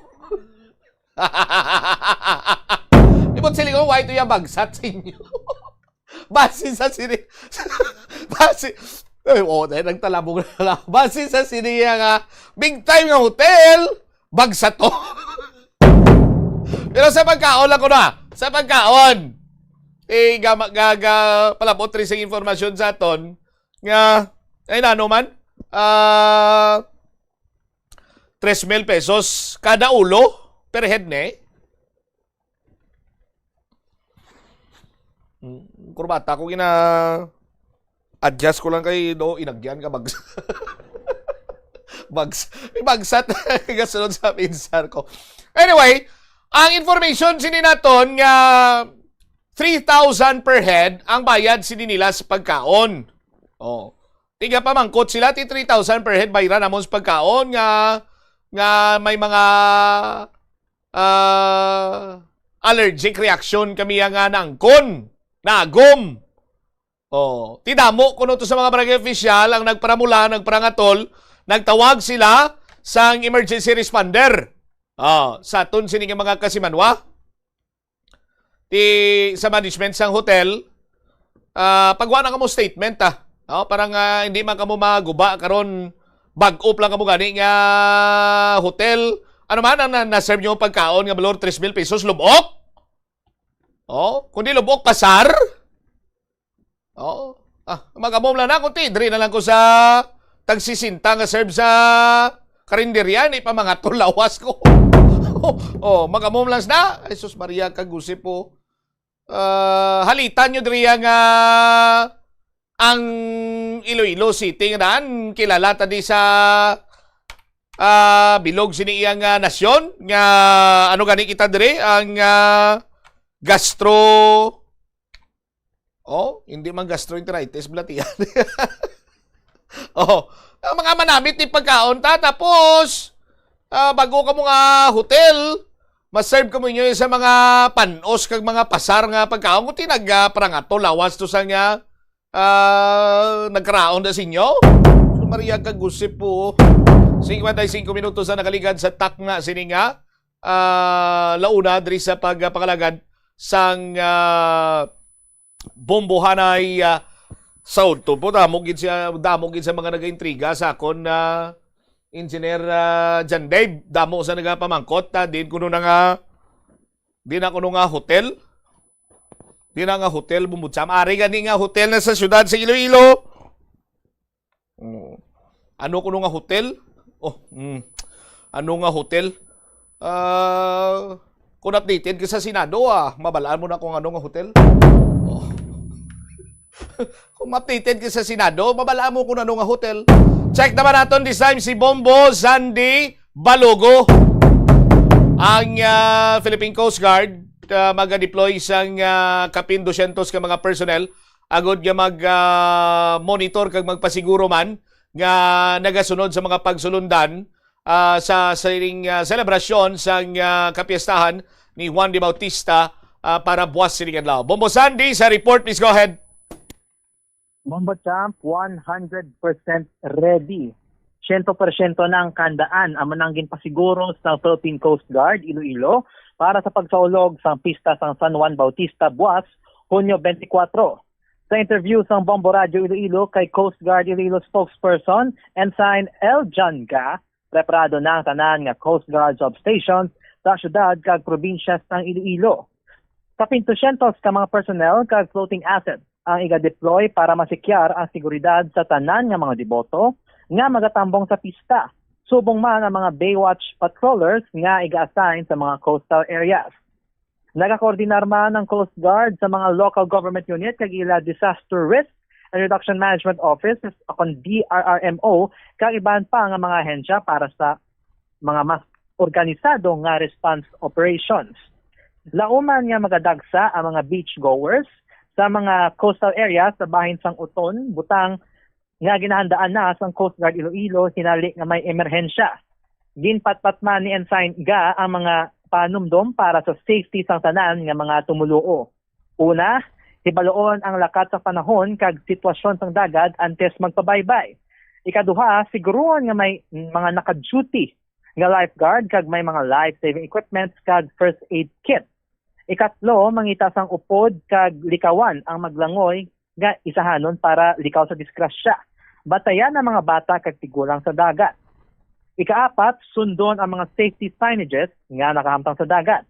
Kag ikalima, hibaloon ang mga emergency contact numbers. Yari pamatian naton ang kabahin sang interview sang Bombo Radio Iloilo kay Coast Guard Iloilo spokesperson Ensign L. John Ga. Coast Guard Station Iloilo naton, no? Kaupod sa mga Coast Guard substations naton sa nagkalain-lain na lugar. Diri sa syudad kag sa may probinsya sang Iloilo, 100% ready na kita, no? Para sa selebrasyon kag sa tradisyon naton, sir, nga ginasaulog in connection ni sa sir sa San Juan Festival 2026. 200 ka mga personnel as well as nato na mga floating assets, sir, no, nga i-deploy sa mga strategic areas nato, no, sa pagsikyar sa mga seguridad sa ato nga mga beach goers, ang ato nga mga devoted, sir, no.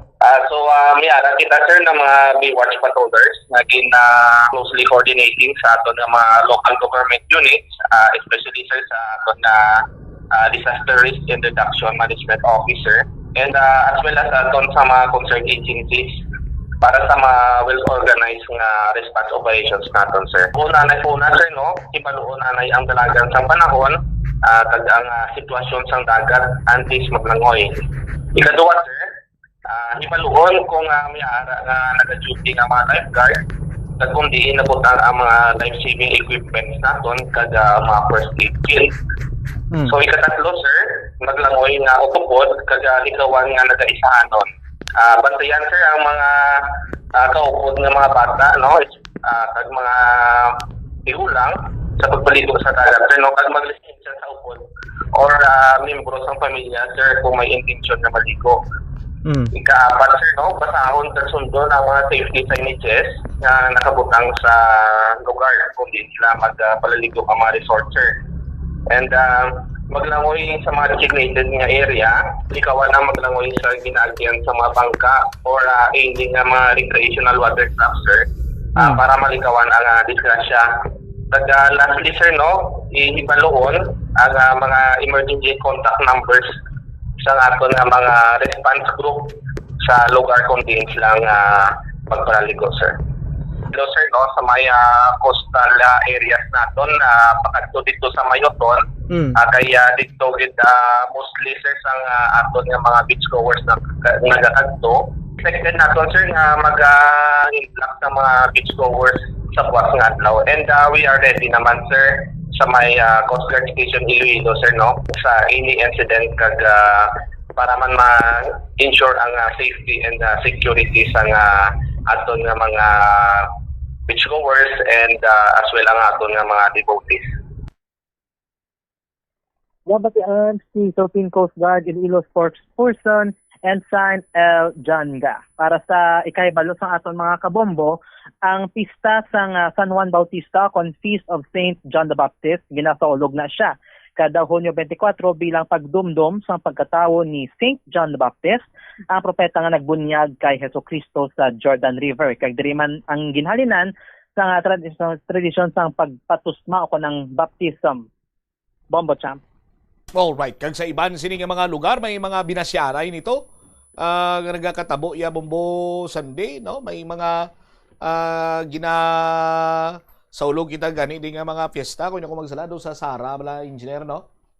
Sulay Basya festival, no? Pero ti sa gyapon bangod gamay opisina buwas sa mga kabombo naton nga ti may mga basya-basya nga style sang pagsaulog sining kapiestahan ni San Juan de Bautista.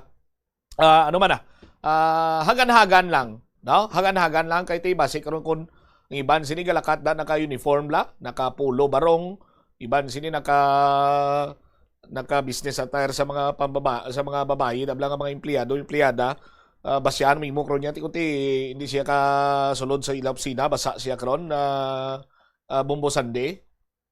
Muged, Bombo Champ. Imbes nga ang dapat tali nga sinadya lang nang perusyo pa para sa iban. Kag hindi man na naton gusto nga amo na ang matabo. Kasi syempre gusto man natong may sinadya pero hindi lang kita nga mga kumbaga nag-overstep kita sa boundaries ng iban, Bombo Champ. All right. Ini si Bombo Sandy Brian Balogo and this is Bombo Radio Philippines, the #1 and most trusted source of news and information. Basta Radio Bombo. Salamat kid na Bombo Sandy Balogo sa imo siniya follow-up report. Oy, standby na kamo sa kapon lamang program kaupod man sa kay Tita Richie. Iban sini mabalita kag informasyon itugyan naton sa iban sini manusin public affairs program sa Bombo Radio Iloilo. Ini mo laga ni Mon Corman, Bombo Chama Blanco vergabilin sa imo sa mananayang hapon. May God bless us all. This is Bombo Radio Philippines, the #1 and most trusted source of news and information. Basta Radio Bombo. Plus Wala di Iloilo, Billboard of Activities for June 21 to 27, 2026. Sa magabalik agud maghatag sa inyo sang one great musical show. That's Mr. Totong Villaruz, kaupo na nga banda sa concert at the Plaza, blasting of alas 6 ang gabi sa Hunyo 27, Sabado. Sa tion sa musical show, napulo ka mga matahom nga Plus Wala di Iloilo mugs kag madamo pang iban ang iga-paraffle sa mga suki sang Plus Wala di Iloilo. Sa Hunyo 28, Domingo, ginaagdang tanan nga mangin kabahin sang Eucharistic celebration nga pagahiwaton sa Latolda sa mga adlaw alas 11 sang aga. Sa tion sang Holy Mass, pangayo naton sa Ginoo nga hatagan niya kita sang kabakod nga malampuwasan ang internal kag external problems ang aton nga pungsod. Plus Wala di Iloilo, we remain to be one with you in the common hope for a better community and a progressive country in 2026. Panugyan na rin sa eksperto kon kwarta ang paghambalan. Apesar limitado ang imo abilidad nga mag-invest, ang gamay nga contribution sa investment accounts ang makabulig sa imo nga maggamit ang earned money nga maka-generate sang dugang nga income. Ikonsiderar ang pagbukas ng retirement account o kon iban nga investment account.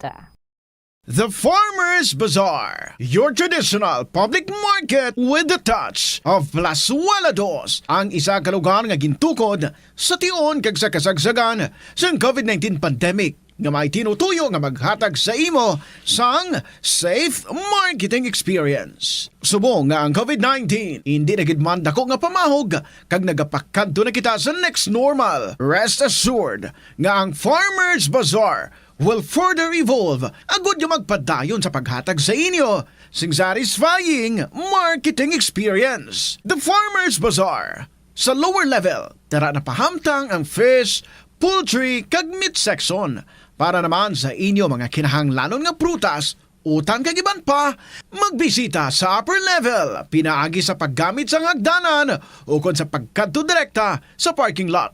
The Farmers Bazaar, your traditional public market with the touch of Plasualados. Tanan kita mayara sang mabulig agud pakibatuan ang climate change. Magamit sang bag nga pwede magamit sang liwat-liwat agud mabuhinan ang plastic bag nga ginahaboy. Bangod ini nagatugas ang greenhouse gases. Ikaduha, hindi masumi magamit sang computer. Kung 4 ka oras lamang sa isa ka adlaw ang imo nga paggamit sang computer, makabuhing ka na sang carbon dioxide emission nga 83%. Ikatatlo, kung malapit man lang imo nga kaladuan, mas maayo nga maglakat o kung magsakay na lang sa bike. Magluwas sa makakinot ka na, mabuhinan pang polusyon nga nagatugas ang climate change. Yari ang isa ka praktikal nga pamaagi agud makakinot sa paggamit sang tubig. Pag-usar liwat sang tubig. Kolektahon ng tubig nga gingamit sa pagpanglaba o kung ang tubig nga nagatulo gikan sa aircon. Pwede mo ina magamit sa pagpanglimpyo sa salog, pagflash o kung pagbunyag sang tanom. Ang tubig nga abi mo wala na pulos, pwede payagali nga makabulig sa imo palibot.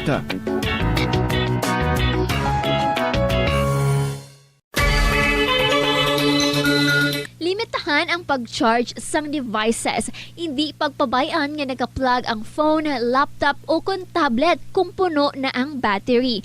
Patyon o kung i-unplug gilayon kung tapos na. Makakinot ini bisan gamay lang per device. Ilabi na kung madamo ang empleyado sa opisina.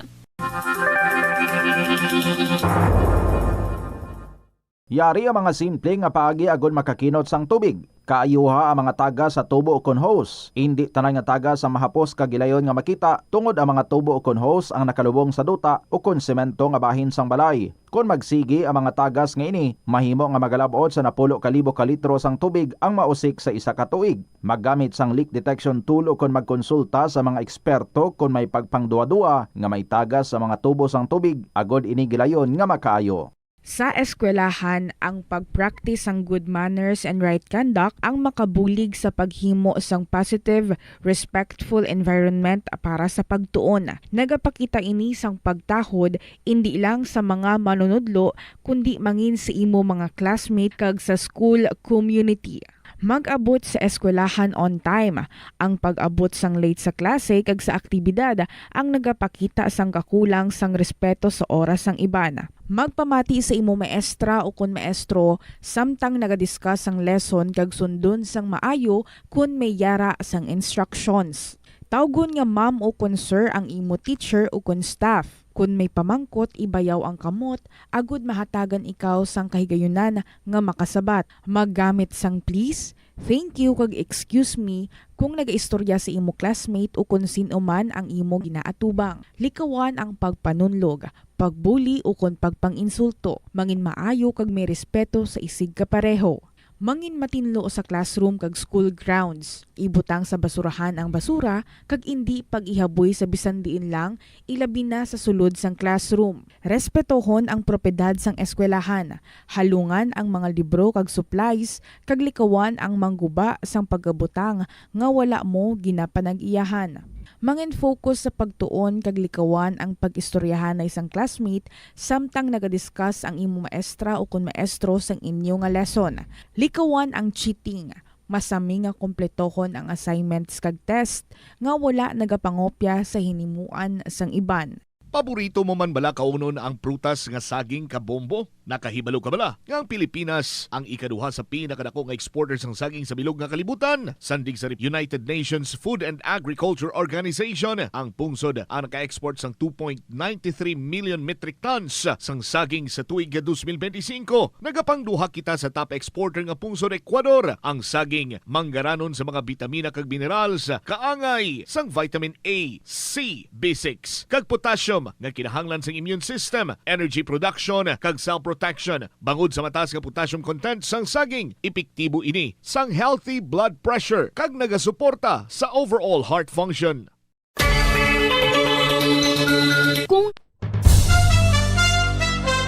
Ito ang Bombo Radio Philippines. Fully digitalized.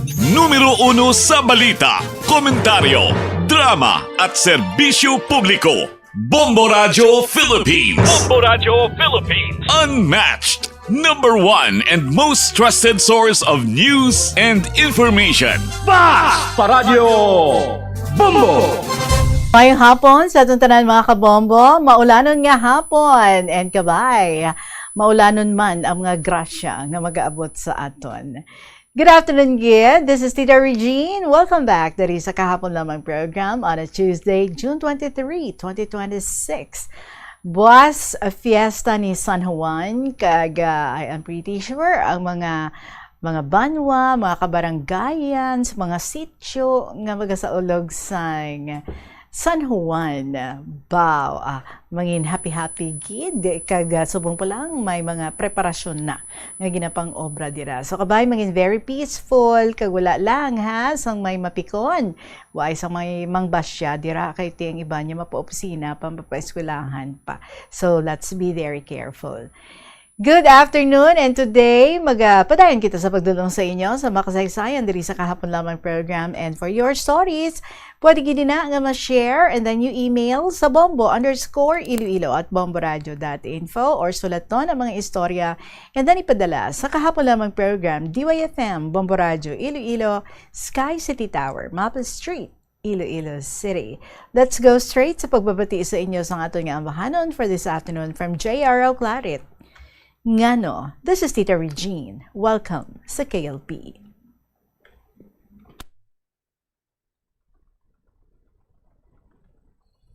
Tawaton na lang maski masakitan lang ko.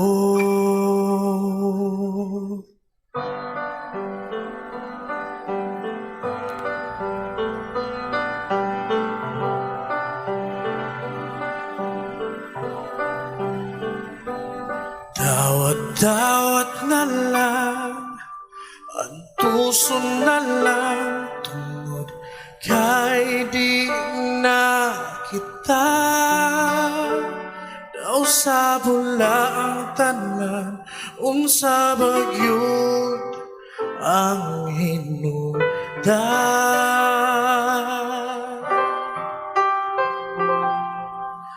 May pagwa na lang katagda, kung di yun ay kita. Ang ikaw ako, usaha kanindot na damgo. Ngano man nga di, ngano man nga di, ngano man nga di ka panganak ko. Ngano man nga di, ngano man nga di, ngano man nga di ka panganak ko. Dawaton na lang maski sakitan lang ko.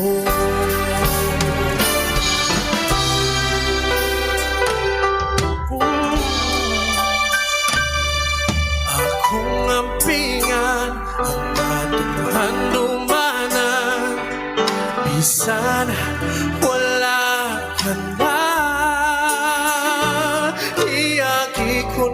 lang sa joke ug smile ang tanang panahon.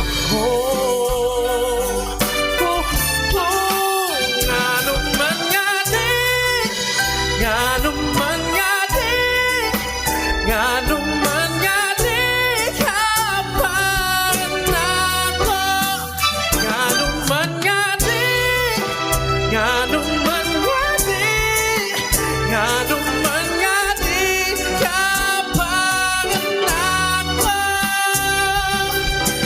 Patong na lang maski sa lahat lang ko, abi na ko guma ang mulabaw, gumalango wa nailain, apawa mo kini ibalong ka, tulo na lang.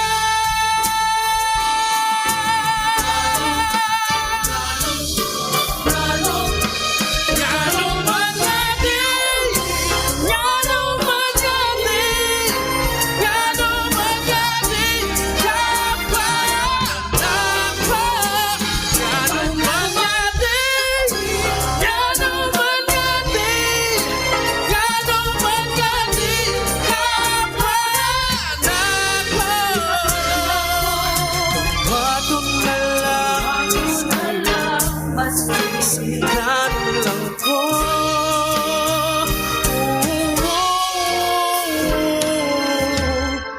Wato na lang maski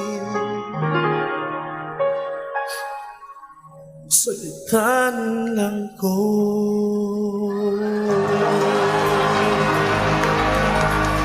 J.R. O'Clarit with the song Ngano. It is now 17 minutes after 2 o'clock. Mga kabombo, yesterday, nagsugod kita basa sa sulat kasugpon sa iyang istorya sa kabuhi ni Mr. MSS ang Quezon City.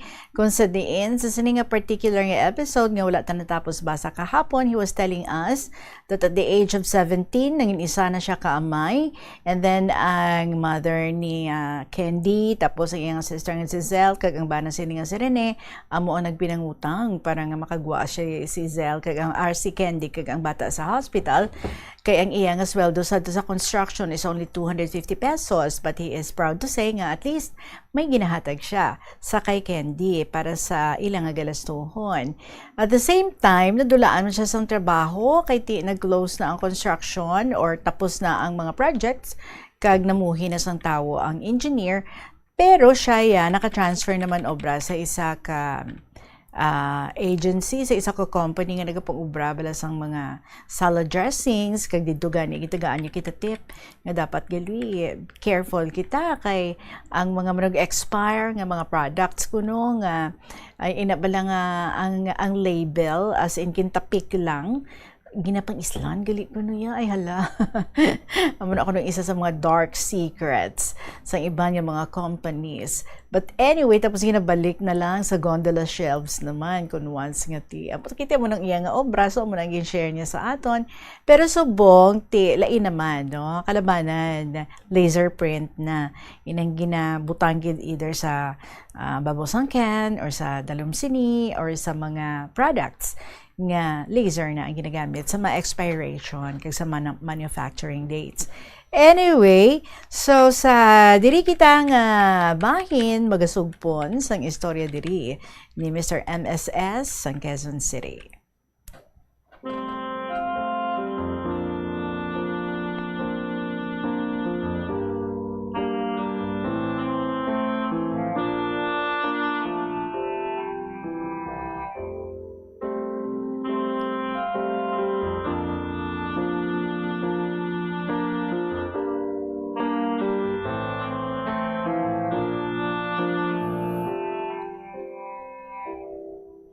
So, Tita Regine, bisan paano, may nangin gamay man ako nga sinuptan. Gani naghambal si Candy, nga pwede kami makabaligya sang puto bongbong kag bibingka sa simbahan. Kaysang first year high school kuno siya, nagaupod siya sa iya lola kag mga tiya, kag magbaligya sang puto bongbong kag bibingka sa Holy Family Church, Convermonts. Gani, may experience naman siya kung paano ini nga obrahon. Hambal ko, sige, basta ba malaki ang kikitain natin dyan, walang problema sa akin. Hugali tita, sang time man nga ato, 1995, wala kami nagabakal sa disposable diaper. Kay magasto, gani lampin ang ginausar namon sa baby. Ako ang nagalabas ng lampin, tita. Kag siguro naman, Tita Regine, nakahibalo ka na kung ano ang mga ginakakas ko sa lampin kung magalaba ako. Hehehe. So can you imagine, Tita Regine, kung ano nga sahi ang dalagan sang kabuhi ko? Never ako naka-experience sa mga flirting, smack kiss, bisan simple nga holding hands sa nobya ko nga si Ivy. Pero tungod sa wala ako sang bisan ano nga experience, na-impluwensyahan ako ni Candy. Gani ang plano ko nga makatapos ang pag-eskwela na diskaril tungod sang iya nga mabaskog nga impluwensya. Tungod sa plano namon nga magbaligya sang putubongbong kag bibingka sa simbahan, naglisensya kami sa iloy ni Candy kag kay Zel nga temporaryo anay kami nga magasaylo sa makatarungan. Sa isa sa mga tiya ni Candy nga utod sang iloy ni Candy nga nagabaligya sang kakanin, lapit sa simbahan. Agod kalitan ng tion nga maka-income kami sang medyo dako-dako samtang nagapalapit ang Christmas kag New Year. Basta gani bare months, Tita Regine, bisan wala pa ang simbang gabi, madamo na ang nagabakal sang puto bongbong kag bibingka. Para sa ila, ang first mass nga nagasugod sang 4:30 sang kaagahon, daw simbang gabi na. Kay malamig naman ang tiyempo. Halin first mass hasta sa third mass, Tita Regine, kami na nagabaligya. So sa makatarungan na kami, sa makatarungan na kami, bali lugar inino ang makatarungan, temporaryo nga nag-estar, ginatagan kami sang lola ni Candy sa isa ka kwarto para nga madayunan namon. Tita ang mga partido ni Candy, ang lola niya, mga tiyo kag tiya, ginsermonan man kami kag ginlaygayan, pero ang kinalain lang, tanan sila handa nga buligan kami para lang gid sa baby namon. Ang isa sa mga tiya ni Candy nga pagatawgon ta na lang sa hayo nga Auntie Nini, siya ang naghambal nga pwede ako kaupod sa ila sa kaagahon sa Nepa Q-Mart. Agud nga ipagaling ang ginhuruman ko nga pilit nga bugas nga may food coloring nga duag ube.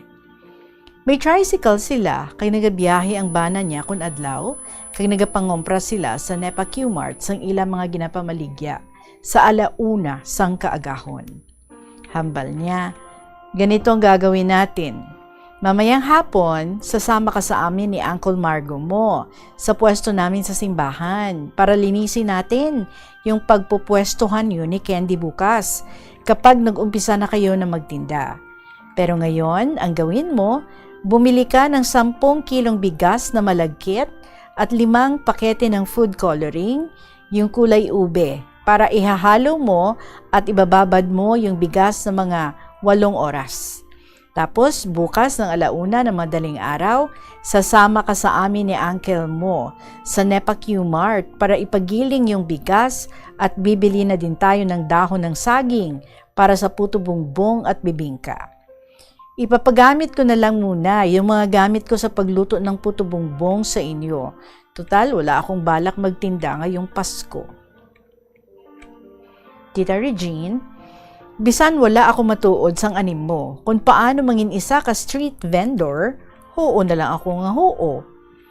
Nagbakal ako 10 ka kilos ng pilit nga bugas, 5 ka pakete sang food coloring, ginbutang ko sa balde, kag ginugasan sang 3 ka beses, antes ko ginbutangan ang food coloring. Kag ginlabugay, hasta mangin duag ube ang pilit nga bugas. Ginhurom kag gintakpan, agud indi ini mahiguan. Pagkahapon, nagupod ako sa tiyo kag tiya ni Candy sa ila pwesto, agud limpyuhan ang pagapwestohan namon.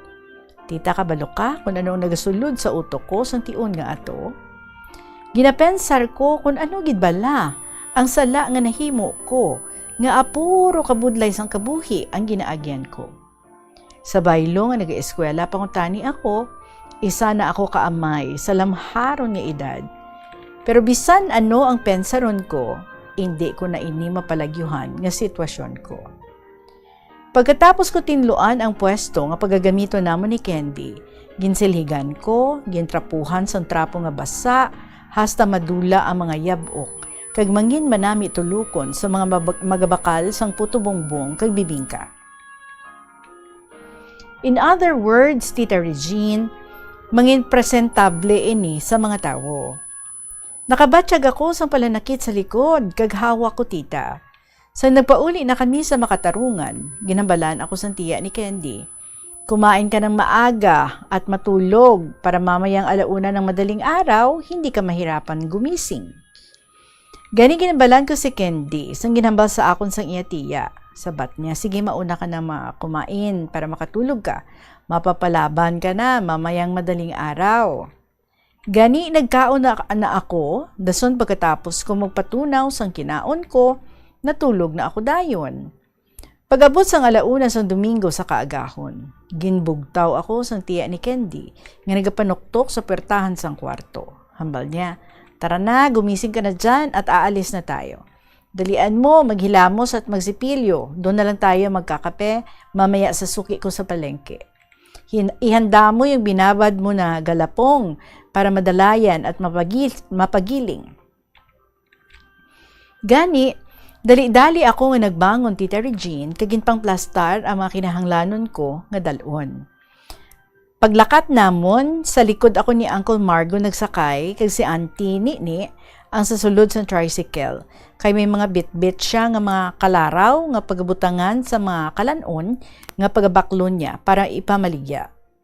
Pagabot sa Nepa-Q Mart, nagkape anay kami kag namahaw antes mamakal sang amon mga kinahanglanon. Tita, pagkatapos ko magpamahaw, mga pulo lang kaminuto ang nagligad. Nag-react ang tiyan ko.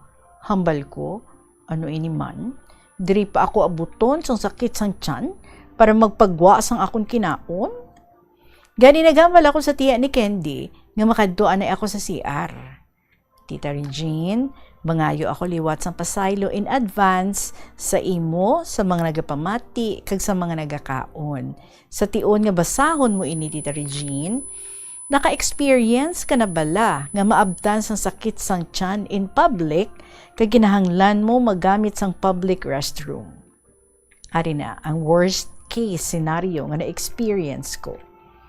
Kay tungod wala na ako sang choice kundi magamit sang public restroom sang tion nga to, gani nagsulod na ako sa public restroom sang amo nga palengke. Ay abaw, Tita Regine. Ang mga cubicles, wala partition, wala puertahan. In short, magakitaay ka mo kag magaatubangay, face to face, samtang nagakatin-katin kag nagapamuhin. Kay mga barako ang kadungan ko, mga matador kag mga kargador, expose ka gid nga wala sang maitago. Makita mo ang ilang lingganay nga may duha ka bagtingan. Makita mo gid kag mabatian ang paglagapok sa basin sang ilabulawan nga hindi maprenda sa pawn shop. Hambal sang isa sa mga nagapamuhin, bagito ka pa bata, ano? Manipis pa ang balat mo at malinis pa ang mukha mo. Sa una lang yan, masasanay ka din kalaunan. Were you able to get the pictures ng public restrooms ng Nepa-Q Mart? Amuin na ang itsura niya sa 1995. Pero sa nagbalik ako sa 2016, bag-o na, kag moderno na ang itsura sa Nepa-Q Mart. Matinlo naman ang tanan, hasta ang public restroom. Mabalik italiwat sa year 1995. Pagkatapos ko magpamuhin, dyaryo ang ginkamit ko pang-uli, So nagbalik na ako sa lugar kung diin ako ginbilin ang mag-asawa. Samtang nagapalapit ako, nagakadlaw ang mag-asawa, kaginambalan ako ni Uncle Margo, nga sa linya, anong nakita mo? Kinaya mo ba? Tapos nagharak-hak siya. Masasanay ka din dyan kapag palagi kang gagamit ng CR dito. Tara na. Kami na namili ng mga gagamitin mo, pati yung mga dahon ng saging para sa putubongbong kag bibingka para hindi na tayo magtagal. Next time, kapag kabisado mo na lahat, Ikaw na ang bibili niyan kapag namalengke tayo. Isipin mo na lang, trainee ka pala ngayon. Dayon may palagas pa siya, sarcastic na pagsunlog. Ikaw kasi, binuntis-buntis mo si Candy. So naglakad na kami pakadto sa ila pwesto sa Holy Family Church, kag ato naman gali si Candy, kay nagdungan siya sa isa pa niya katiya para iplastar ang iban pa nga mga gamit sa pagbaligya namon. Sa lakto Tita Regine, sa maplastar na namon ang tanan, nagahulat na lang kami nga matapos ang first mass para sa mga mag-aagi nga nagsimba, kag wala gid kami nagsala. Una nga batch ang mga parokyano, dagsa ang mga nagbalakal sang puto bongbong kag bibingka. Ang iban gani nagpalista pa kay nagpa-reserve kay balikan kuno nila ang puto bongbong kag bibingka. Amo man ang natabo sa second kag third mass, Tita Regine. Nangin mabakal ang amon nga first day sa pagbaligya. Ang mga nakakilala kay Candy natingala sa pagdako sang lawas niya. Pero syempre, ginambal niya nga mami na siya, kag ginambal niya nga ako ang iya nga partner. Hambal nila. Akala namin kayo ni Reggie ang magkakatuluyan. Ang tagal niyong dalawa, pero siya pala ang napangasawa mo? Paano kayo nagkakilala? Nagsabat siya, classmate ko yan nung high school, and the rest is history. Nagsabat ang isa sa makakilala niya nga babae, ay sus, yun naman pala eh. Mabuti na lang hindi ka bumagsak doon sa adik na yon. At least kahit papano, yan ang napangasawa mo. Maayos tingnan at hindi nakatali ang buhok. Si Reggie parang aso na may rabies. Kaya nga nagtataka kami doon kung ano ang nakita mo at naging jowa mo yon nung high school. Sabat ni Candy, hayaan nyo na lang yung tao. O ano, bibili ba kayo? O makikipag-chismisan lang? Kagagaling lang ng simbahan, chismis agad ang inuuna. Nagbakal sila sang puto bongbong, kag bibingka, kag naglakat na. Natapos kami sa pagbaligya, kag nagpanghimos na sang amon mga gamit. Kag samtang nagapanghimos kami, ginisip ni Candy kung pila ang nanging total nga kinita namon sa una nga adlaw sang amon nga pagbaligya. Nakatotal kami, Tita Regine, sang 3,800 pesos halin sa 750 pesos nga kapital. Wow, dako man dili, no? Gani sa makapauli na kami. Nagbakal kami liwat sang 10 ka kilo nga pilit nga bugas. Pero kay Lunes ang sunod nga adlaw, didto naman kami magapwesto sa lapit sa atubangan sang entrance gate sa National Housing Authority sa may elliptical road. May pwesto man sila didto, kag alagyan sa mga tawo.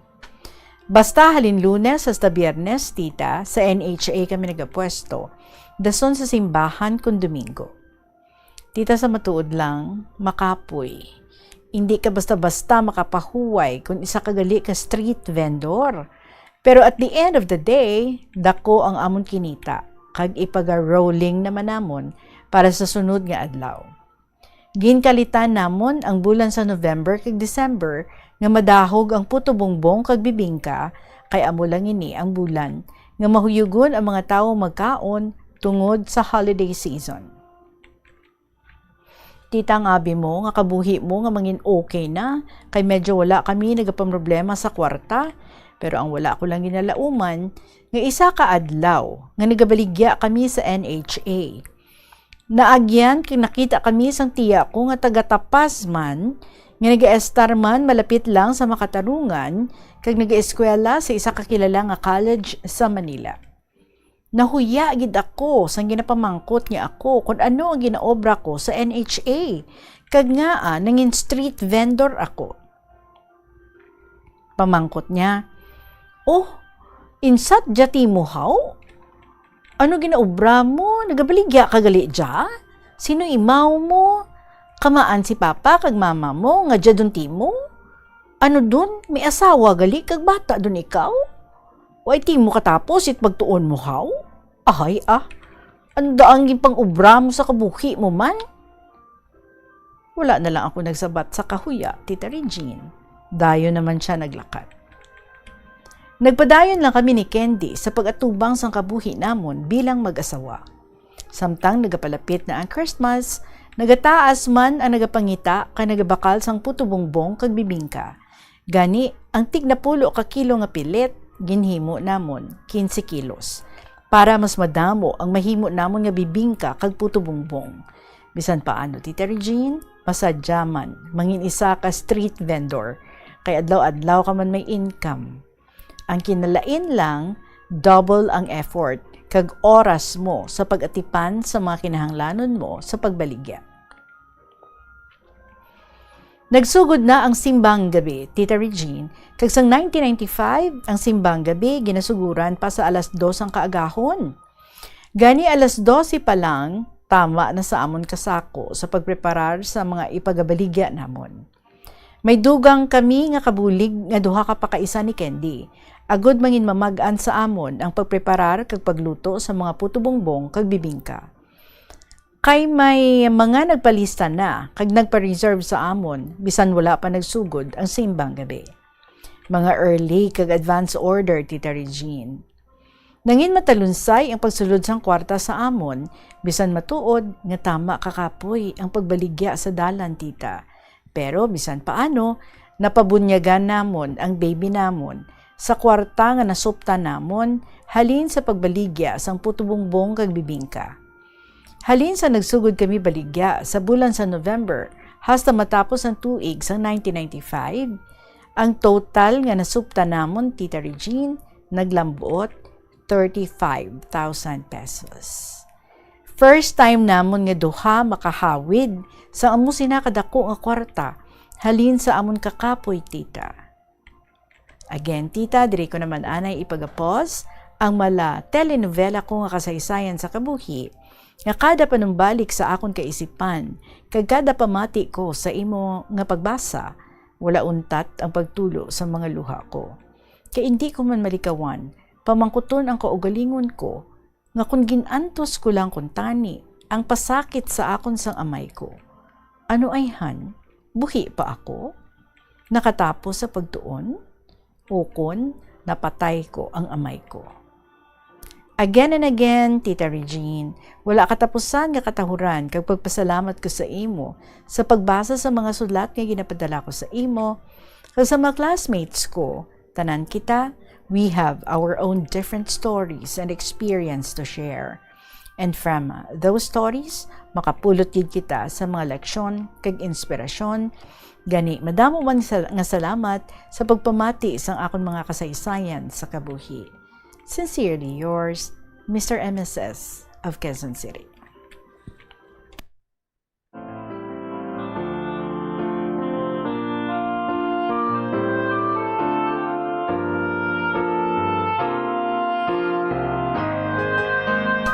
Naging isang batang ama at 17, nagtrabaho sa construction, nagtrabaho sa bilang merchandiser, and then naging street vendor.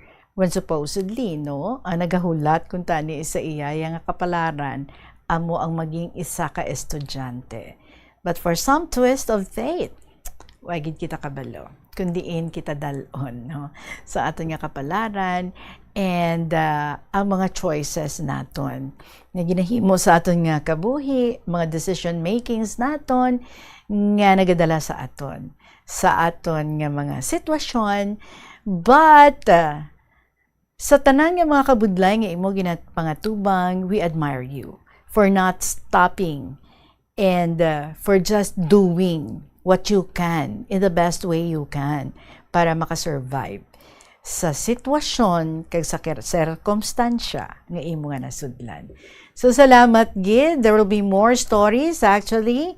Nagahulat lang kay mga damo naman nga mga pang-advance diri nga gin-email sa Mr. MSS sa aton. So pasunod-sunuran ta lang. For the meantime, thank you Anay, but this is not yet the end sa mga istorya nga iaiga pa share pa sa aton diri sa KLP. Alas 2:40 ang aton nga oras, magapanumbalik kita. Salamat gid sa imo, Mr. MSS, sang Quezon City. Magabalik ang KLP pagkatapos ng pila ka mga importante nga mga pahibalo.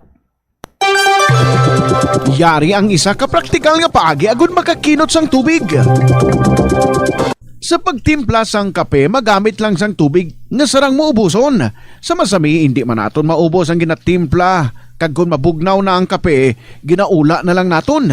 Hindi lang kape ang imo ginauyangan, kundi tubig. Gani, mas maayo ang husto lang nga amount nga maubos mo ang imo nga timplahon nga manamit nga kape.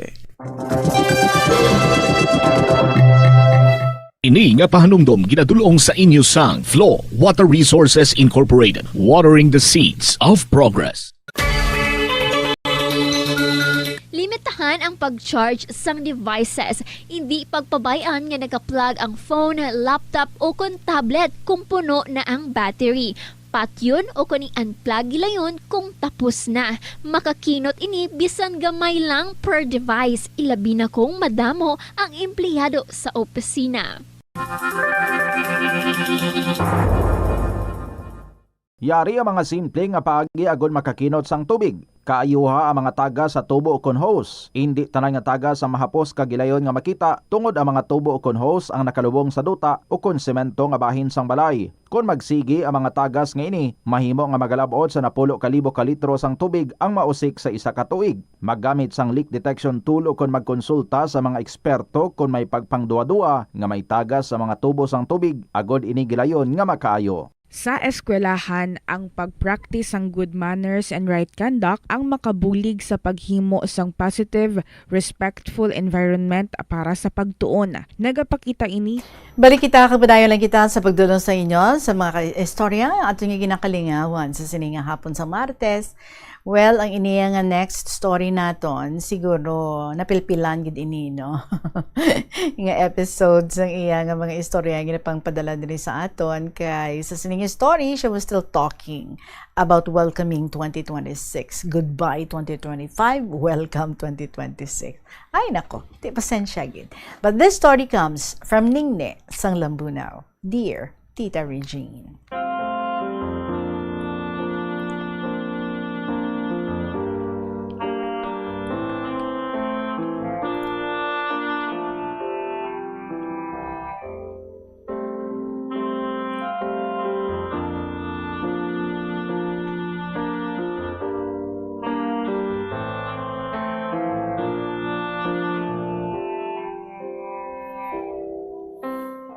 Goodbye 2025, welcome 2026.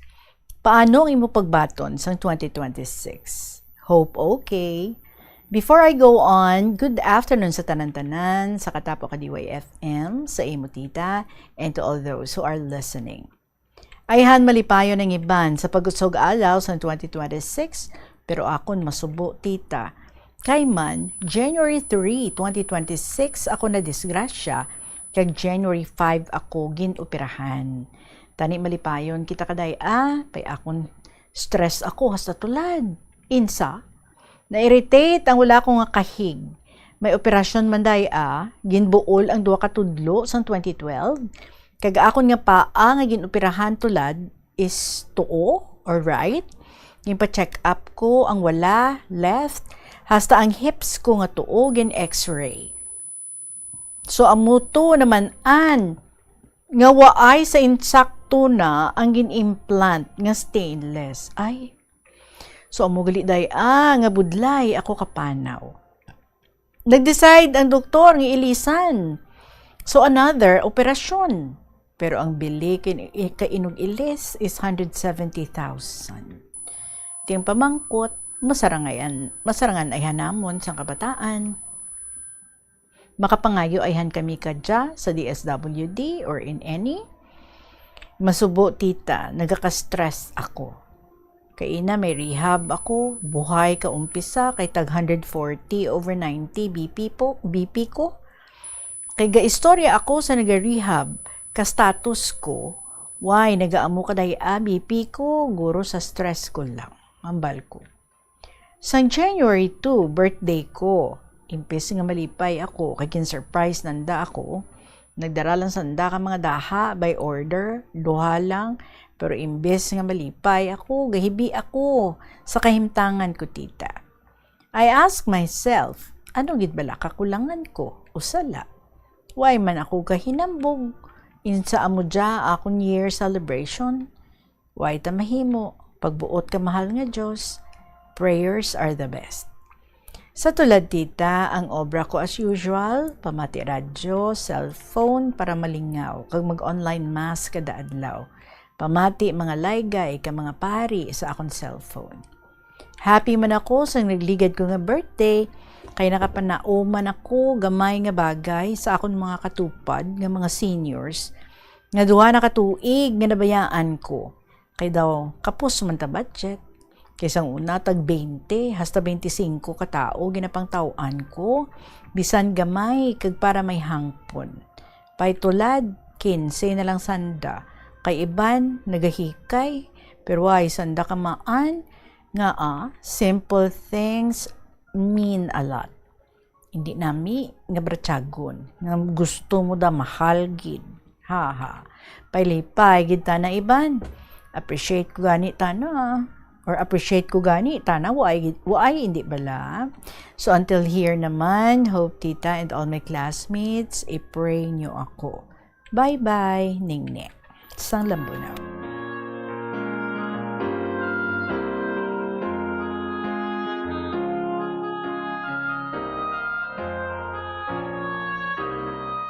Ningne, tunga-tunga na kita sa tuig. January pa lang, gina-advisean na ikaw nga magpa-surgery. So, ano nang natabo? In some of your stories, gambal ka nga daw hindi maluyag, no? Nga daw wala ka nagpasugot, di wala gid man. Basi pwede mo man nga ma-update kami kung ano na ang nagakatabo, especially sa imong condition nga na-misalign gali. Ang mga bones mo dira, bangon sa gitakod sa imo, no? But anyway, we hope for the best kag kabay nga mapangitaan gid sang paagi nga matigayon ina para nga matadlong na ina kay kabay nga magpasugot ka man kag ang imo nga mga kabataan kay ti amo ina ang advice sa mga doktor. Gusto ko lang ipahibalo sa imo just this afternoon na baton ko another nga set sa imo mga stories ba mga kabombo. Hindi nga amo ni kundi nga daw amo gid nga kadamo. nga mga envelopes ang gintao kanakan halintanan sa kaining ni sa Lambunaw.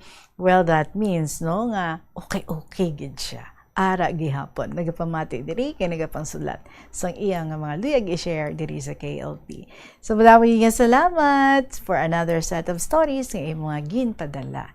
Alas 2:47 ang aton nga oras magapanambalik ang KLP pagkatapos lang sang pila ka mga importante nga mga pahibalo.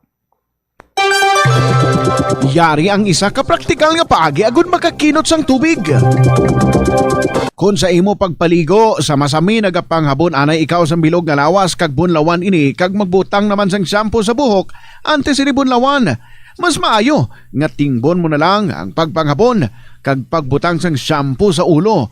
Ini agud nga tingob man ang imo pagpamunlaw kag siyempre madamo ikaw sang tubig nga makinot nga pwede mo gamiton sa iban nga butang. Ini nga pahanumdom ginadulong sa inyo sang Flow Water Resources Incorporated, watering the seeds of progress.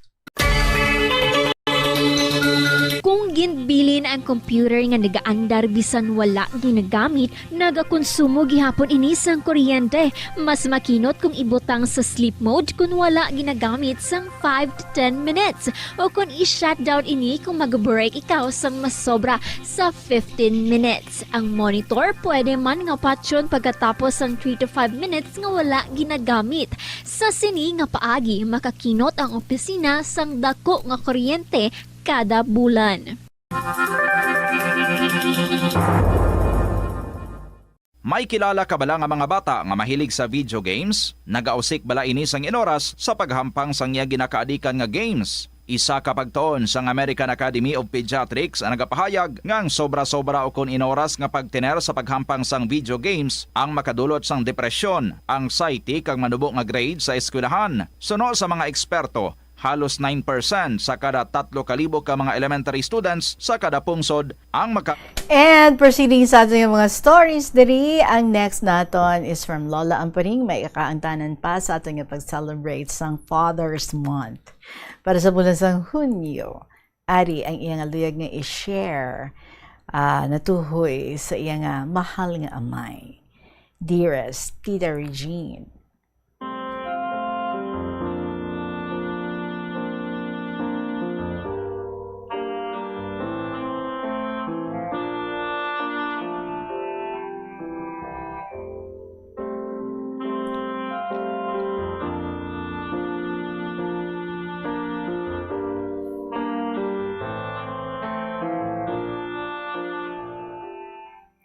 Ang bilin ng mahal kong tatay, anak, kung wala na ako sa tabi mo, huwag kang magsinupladda sa nanay mo.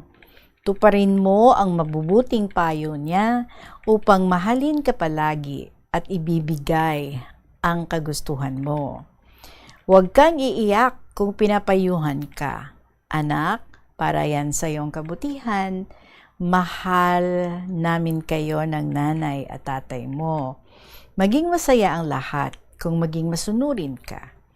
Kung ayaw mo ang pagkain, pilitin mo na kainin at huwag magdabog-dabog para hindi madagdagan ang pagiging payat mo.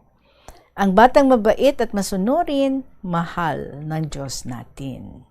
Sana tatagal ako sa mundong ito upang maalagaan ka ng mabuti. Huwag lang kalimutan, anak, ang bilin ng tatay mo. Awaan ka ng mahal na puong may kapal. Paalam, paalam, mahal kong anak. P.S. Mahal kong tatay, hindi ko makakalimutan ang lahat na bilin mo sa akin. Alam ko na mahal mo ako noong buhay ka pa.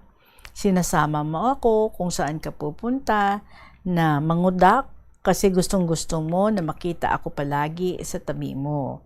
Hindi ko makakalimutan ang lahat na pag-aasikaso at pag-alaga sa akin noong buhay ka pa.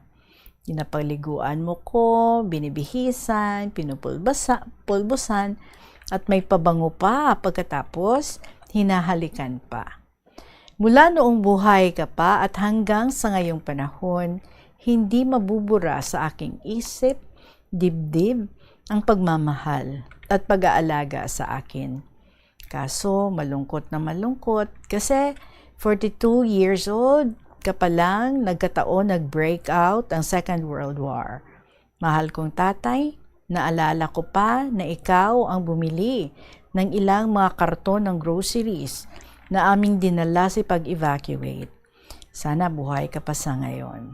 Mahal na mahal kita, tatay. Paalam, paalam. Mahal mong anak, Neni Amparing. Ang minamahal kong nanay. Mula noon hanggang sa ngayon, di ko makakalimutan ang pag-aalaga ng mahal kong nanay. Siya na ang naghahanap buhay nang wala na ang tatay. Ang nanay ang nagsusumikap sa pagpapaaral, pagpapadamit sa amin, pagpapakain, lahat na kailangan ng mga anak. Kawawa lang ang nanay. Tulog lang ang pahinga sa pag-aalaga sa amin. Kung aking maalaala ang lahat ng pagtitiis ng nanay sa amin, hindi ko mapipigilan ang luha sa aking mga mata. Maaga pa namatay ang tatay sa 42 na edad o taong gulang. Ang nanay nag-aalaga sa 8 kaming magkakapatid. Talagang kaawa-awa ang buhay, pagtitiis, paghihirap, walang tigil na paghihirap. Naaalala ko ang bilin ni nanay sa akin. Kahit daw mag-aasawa ang lahat ng mga kapatid ko, ako raw hindi lang mag-aasawa para may mag-aalaga sa kanya pag tumanda siya. Natupad ko man ang bilin ni nanay. Ako ang hindi mag-aasawa. Sobra-sobra ang pagmamahal, pag-aasikaso na mahal kong nanay. Kung ano-ano nagugustuhan ko, kaagad tinutupad ng nanay, binibigay. Kahit may maliit na bahay kubo, palagi pa akong pinupuntahan at kung ano-ano lang ang ibinibigay sa akin. Ako ang sinasama niya kung saan siya pumupunta. Sa awa ng mahal na puong may kapal, hindi ako nagkasakit sa 3 taon na pag-aalaga ko sa kanya. Lahat ginawa ko sa pag-alaga sa mahal kong nanay na di makabangon sa 3 taon. Lahat ginagawa ko, pagpapakain, pagpapaligo, paglilinis ng kama, ginagawa ko bago magpunta sa paaralan. Mahal na mahal ko ikaw, nanay. Paalam, paalam, nanay. Ang pinakamamahal mong anak, Neni Amparing.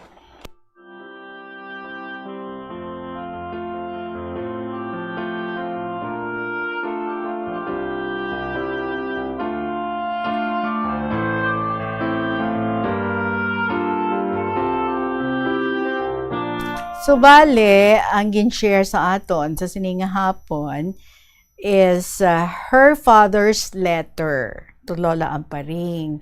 And then, Lola Amparing's letter sa iya nga father and another letter para sa iya nga mother. So, amo na, no? Kanami lang gid sa mga nadumduman nga obrahon kay i-share para sa aton diri sa sininga hapon ni Lola Amparing. Nga nagdako nga super love gid siya sang iya nga mga ginikanan kay ti siya ang agot, no? Siya ang hinipo. At tapos siya pa kuno ang pinakapayat kay ti daw mapida siya. So that's why nga extra careful ang iya nga mga ginikanan sa iya. And until now, ginahanduraw niya pa ang ini nga mga pagpalangga sa iya mga ginikanan. Lola Amparing, salamat gid. I hope nami imo tulog kagabi, kag nami imo bugtaw ini nga aga. Salamat gid for everything nga ginapang share mo diri sa KLP. Mga kabombo, hulaton ko man ang inyong aluyag nga i-share para sa kahapon lamang program through email sa bombo_iloilo@bomboradio.info, or you can still write your stories and then you share sa kahapon lamang program DYFM Bombo Radio Iloilo, Sky City Tower, Mapa Street, Iloilo City. Magasunod na ang mga dramas every afternoon, Tuyang Ermitanya, Provincial Jail, kag ang Dear Diary. So, ibilin ko ang ining mga dramas para sa inyo to enjoy. Kag may mga enjoyable gid ang inyong whole afternoon listening sa mga programs diri sa Bombo Radio Iloilo. So, I'll be seeing you again tomorrow. Balikay kita with another set of beautiful stories all for you diri sa KLP. Maraming salamat sa inyo sa gihapon, inyong alagad.